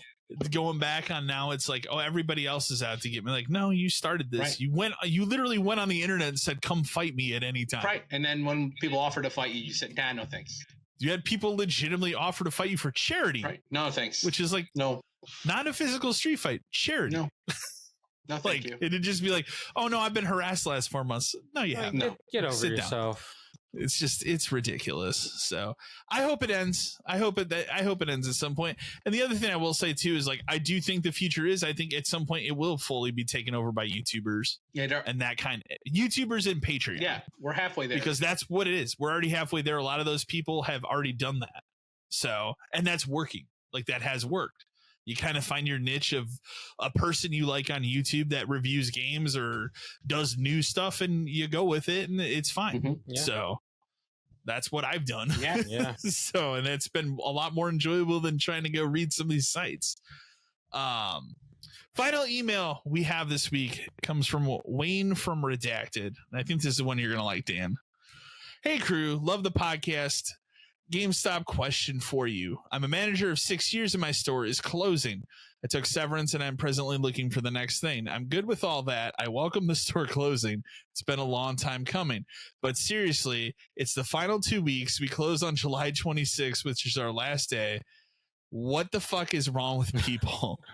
All I get are customers that want to argue with me about why we are closing, how it's my fault the store has failed. I get shit constantly like, what will I do with my reserves and where will I go now? And I find all of that laughable in 2024. Like there's no other way to buy a video game. It's only amplified me to be more excited that this shithole is closing. Did you guys get questions and arguments like this when you closed? I just find it all absurd. Thanks. Absolutely.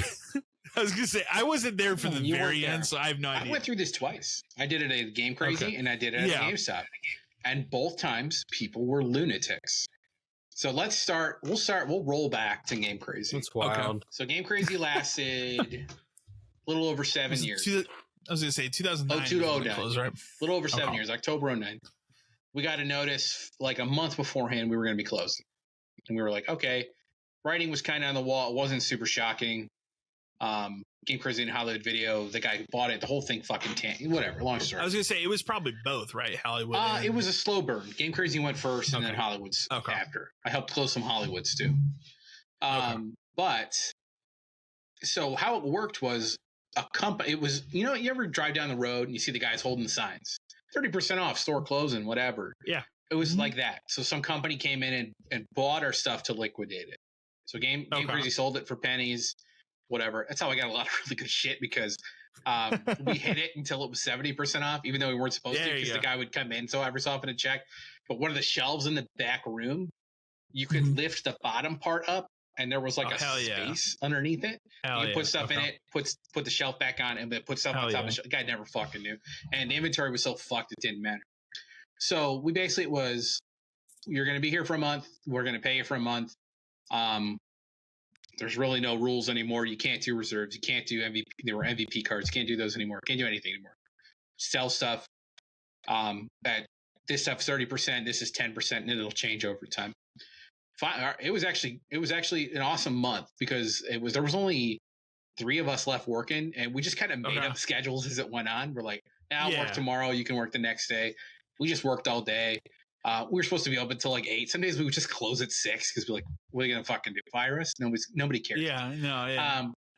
But so the most important thing of this, there are signs. My store was not big. If you've ever been in a Game Crazy, they were small. They were part of another store. I remember that. Ours, and the craziest part was mine was one of the bigger ones. But there were signs everywhere that said 30% off, we're closing, 30% off, we're closing. No returns, no returns, no returns. All sales final. People would want to return stuff. Yeah. You want to return something? Go fuck yourself. Have a good one. That's so stupid. So we, as time goes on, we're probably 2 weeks in. I'm working by myself. Some lady buys some DS game or something. 30% off. No returns, no returns, no returns everywhere. And she comes back like 2 hours later. I want to return this. And I kind of like, first I just kind of like stared at her like, what are you talking about? I want to return this. I don't need it. And I said, I cannot do that. What are you talking about? I just bought this. I understand that. I remember. I cannot return this. I will not return this. That you have to return this. And I started like looking around behind me. I'm like, there's one. Do you see all the signs? There's say one. No returns. Well, you didn't say that to me. I shouldn't have to. And maybe I did. Maybe I did. Maybe I didn't. I don't really care. I'm not going to do it. And she goes, well, I didn't see any of those signs. And the way our counter worked is it was kind of low. And we had two registers on the sides. And in the middle of the counter, we had those like things where you like flip it up, you put a sign in and close it down. There's one right there. And her purse is sitting on it.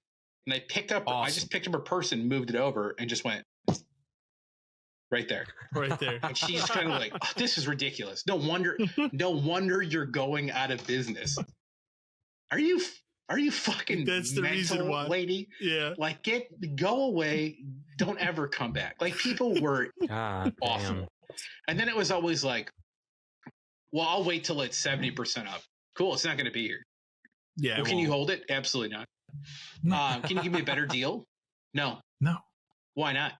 I don't set the rules. I'm just here I'm the register monkey for the rest of the month, man. I do literally nothing else. We're not getting stock in. I'm not shipping anything out. It's over. Stuff is behind the counter. I'm not even cleaning anything. You know what my boss and I did for the rest of the time there, because we still had the interactives and shit? We played MLB The Show custom franchise all fucking day. I was going to say. We created a franchise and we just hung out and played MLB the whole day. Somebody would walk in and be like, they'd say hi, just keep playing the fucking game. Like, what the fuck do I care? Fuck that. It was actually super fun. And then the funniest part is we were doing so good at selling stuff by the time it was almost over.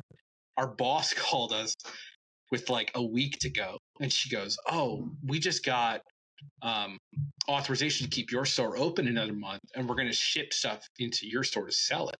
And we were on speaker with her. It was like me and him. My boss's name was Rick. And Rick and I were like, we kind of like looked at each other and we go, are you crazy? We already have other jobs. I was already working at GameStop. I told you I had that weird period where I was working at both stores because, no competition. There is no competition. This store doesn't exist anymore. No. And we told her there's no way. And she goes, well, we have to. And we both said, you can go ahead and schedule that, but come whatever day, no one will be here. This store will be locked. Like, I already have another. This store will be locked for the rest of time. Yeah. And the plant, like, and then she's like, I'll see what I can do. And she hung up the phone. But we just kind of laugh. We're like, if she comes back and says we're open, we're going to walk out that day. We're going to lock it. We're going to slide our keys under the gate and leave them in the middle of the store and just leave. Yeah, what are you going to do? I don't work here anymore. And then finally, like a couple hours later, we get a phone call back. She's like, okay, you guys can close. We're like, I'm glad you decided that because that was how it was going to be. But yeah, you would put up a whole bunch of people. The GameStop stuff was bad too, but kind of in a different way because we got the notice that we were closing on Black Friday, which think of the logistics of that. Like a bad day. Black Friday is supposed to be like the day, right? It's the day. We're open early. We're selling everything. I had opened and I had come back to close, and my boss came in. And on Black Friday, you figure he's just going everywhere to see how things are going. And we were cool. And he was like, hey, I got to talk to you about something. And I was like, okay. He's like, can you take off for a little while? And, there were like 4 of us there. And I'm like, yeah, fine. So we walked over to the Jimmy John's. We sat there and he goes, I got notice your store's closing. And I was kind of like, well, shit. But I'm not surprised because, again, we've talked about it forever. The fight with the landlord is what killed it. If he wasn't a dick, that store would have stayed open for 3 more years. But he had his own scam he was running. Yeah. And so he was like, okay, yeah, so we're going to close your store, but and your final date is going to be December 26th. And I went, are you kidding? Like, what are you talking about? So we're going to be open on Christmas Eve. We're going to close one day for Christmas. And then we're going to reopen for one day after biggest Christmas. Return day of the year. The biggest, like, return trade. I've got an issue with what I bought, like complaint day of the year, following a month of me shipping stuff out. Because remember, when GameStop closed the store, things don't go on sale. They get sent out or sold. And we're not supposed to get stuff in. We still did because GameStop's a fucking shit show. But I told him, I said, that makes 0 sense. That is going to make December 26th, though, probably the worst day I will ever have to work here. Even with a month of lead up time even with me putting signs in the store saying we're closing this date, you're going to have to go to the other store, none of this would have worked at all. No. Yeah. And so he was like, I didn't think about that. Let me make some phone calls, because he wasn't even supposed to tell me on Black Friday. He was supposed to wait like a week, but he's like, I'm not going to fuck around. It's going to take forever to get shit out of this store. And because we not only we have to transfer everything, we had to throw everything away. We had to take everything down. We had to get paperwork sent to the right place. We had to do a whole bunch of shit. A lot of stuff. Like it's a bigger process than you think. And if you want your severance, you got to do it. So he came back and he was like, I'll make some calls. And I went back over and I told the people who were working, I'm like, look, we're done in a month. We can try to move you to another store nearby. You can leave now. You could stay and help me hang out and just kind of clear this stuff out, because guess what? There's no pressure anymore. There's no cards. There's no pre-orders, anything, that kind of stuff. And I think pretty much everybody except the one kid I hated, he left, which was good because he was a shithead. Who got dumped on me from another store. But yeah, you would still get the people who were like, oh, this store's closing? Yeah. Why? And then in the beginning, I would start to explain, like, oh, you see the hole in the ceiling? We've had a roof leak, and the landlord's the guy who runs the trampoline. Because we had shit on the trampoline guy to anybody who would listen. Oh, I don't care. I didn't give a fuck about that guy. Garbage. He's a piece of garbage. And then I'd go through that whole thing, and they would go be like, that's the reason why it closed. You guys are still closing? It's like, yeah. Well, no one. GameStop, all GameStops are going to be closed in 5 years. Well, guess what? My GameStop closed in 8 years ago. So not really. They're still open. It's still going to be a little bit. But it was all the same complaints. It was all what about my pre-orders? They're just like, we had a store that was 5 minutes away. It's going to be right there. It's not a big deal. Yeah, because I was going to say they probably did the thing where either they transferred everything to the other store, or you would tell the customer they'd have an option of where they wanted to move so it basically became anybody who came in to buy something, check their account, see if they have money. You have money.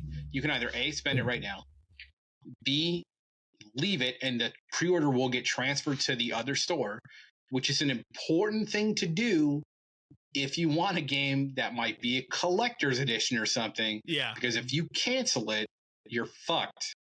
And, people don't listen to that either. So I don't know what happened to those people would. Fuck them. And, or you could like, oh, I want to pick it up the other store. Okay, great. I can arrange we could do that right now over the phone, unless it's a collector's edition, in which case you need to leave it to have it go to the other store. And I don't even know what that would have been, but I'm sure there's stuff in the system that you couldn't reserve anymore that you needed to do. For sure. You would get people still complaining about like trade prices, and it's like, look, man, I don't even fucking work here anymore in a month. You think I care? As long as I show up and transfer shit out, I get paid. I don't care. People, like the same thing that's email. They like to blame you for no, it has nothing to do with me.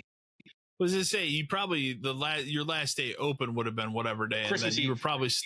I was gonna say, and then you probably were still there for another week or two, just kind of ripping things down. It was we were open until Christmas Eve, and then we worked until the end of the year because we were taking the metal shelves down and throwing them out. We had to call this company to come pick them up, and originally they were only going to make one trip and leave us with a giant pile of shit in the middle of the floor. And my boss went off on the guy. It's like, you need to call somebody, and you need to get back out here in an hour. And he goes like, well, we can't really do that. He said, you're going to. So that's pretty good. I know the one TV remained there because there was no way for it to come out of the ceiling. We were supposed to take that TV out of the ceiling, but the way it was hooked up so high. There's no way we could have got it down. That had been there since like 2009. Damn. It's been there a lot. It was before you were even there. It had been there a long time. It would have been like the last like major refresh that store got, which would have been somewhere around mid 2000s. Yeah. So I would say, like, even if you got that TV down, not a TV I would have taken. No, and it became like, what are they going to do to us if we don't take it out of here? Nothing. Yeah. It's not like anybody's coming in here afterwards. Remember they wanted to sell. We had to get rid of the safe, right? They're like, what are we going to do with the safe? I said, can I have it? And the LP guy was there, and he was like, well, we can't just give it to you. And I'm like, well, then I don't want it. He's like, well, we could sell it to you for like $10. I'm like, sell it how? Ooh, you can't ring it up. So he's like, you can just take it and give $10 later. I never did. So now I have the safe in my house. Still works. That's good. Still remember the code because, I typed it in multiple times a day for 9 years. It's a good thing to have. It is. It's a pretty good safe. It's fucking heavy as shit. Took 3 people to get it in my closet. Jeez. Yes, if my safe is in my closet, you're welcome to come check it out. It might open in 10 minutes. That's the best part. It's on its time delay, so and sometimes it doesn't work. Remember those days where you'd sit? Fuck, dude. There'd be days. Shit, another 10 there'd minutes. Be days where it'd take a half hour to open the safe at the end of the night. Yeah. It sucked. Yeah, like just people already don't understand GameStop as a whole, right? They don't understand how it's a business, how it works. They're even less inclined to believe how it works when it's closing and. Right. This must be your fault. Was this store bad? No, my boss was going to fire someone to keep me, so it probably wasn't me that did it. Yeah. That's a good point. It was. I won't say it was bad because it was kind of a fun time because I literally did to get to just be like, I don't fucking care about anything. That lady, I still remember that lady vividly, the Game Crazy lady, just because she was such a bitch. And it was like, you'd have to be blind. I think I even counted the signs in front of her. I think I even went like 1, 2, 3. I think it was like 17 because there were everywhere. Yeah. And like I said, we just kind of showed up when we wanted to. You want to leave? Well, leave. It's like the feeling of having put in your 2-week notice. You already don't care, but amplified more because the company put it in for me. There's no, I was gonna say because there are no rules. Right. There's less rules than no rules. Yeah, it's like I had no boss. The best thing I had was a lady who was supervising us liquidating product the company didn't own anymore. Yeah, that's what? Yeah. Like it was just crazy. It was fun though, because like I said, we hung out. We're supposed to be open until remember Game Crazy was open 365, 10 to 9 every day. It didn't matter. It's 5 o'clock. I'm out, and because you would just be like, I can only work till 5. Okay, there's only 3 people working. What are they gonna do? Can't fire anyone because nobody's gonna do it. Yeah. But realistically, at that point, like how many people were going to show up to buy something in that like 2-3 hour block, anyways, when the store's closing? Yeah, I mean, Hollywood being inside of Hollywood was always weird because we always had trickle traffic, but definitely didn't mean anything. I just remember, like, man, by the time we were done, because again, we weren't shipping anything out. I think we finally got down to everything we had left was displayed on the walls behind the counter because there was nothing left. We were selling after we shut down. Hollywood sold the fixtures off because remember our comic book guy bought the glass cases from us. Yeah, I think I even told him when I was in his store one day. I said, "Yeah, we're closing. We're selling a whole bunch of stuff." And he's like, "What about like fixtures?" I said, "Yeah, we have nice cases that work." And he was like, I'll stop by. And he bought them for his store, which was cool. At least they went to some place that like had a meeting for me. I wish I would have taken more from that store than I did. I've told you forever I wanted that Game Crazy sign so fucking bad. I know. It stayed on that building forever. The GameStop one they took down pretty quick after it was over, which is ironic to me because that was a dead strip mall, so it didn't matter. Yeah. That was just that guy being fucking an ass. Yeah, I got some things out of the Game Crazy. Some old like signs and stuff that we had. I was gonna say, man, the glass cases behind you came from GameStop. Those are GameStop cases. Early. That was just kind of like a refresh where they didn't serve a purpose anymore, and we needed the wall space for something else. But these are big time cabinets. Nice. If you try to buy them, they're probably $1,000 a piece. Oh, easily. Yeah. So those were pretty nice. I got the Switch. That's still a good one. You know, I have those Xbox and PlayStation lights from Game Crazy when we were getting rid of those. Those are good. There was a PS2 one too. Somebody else took.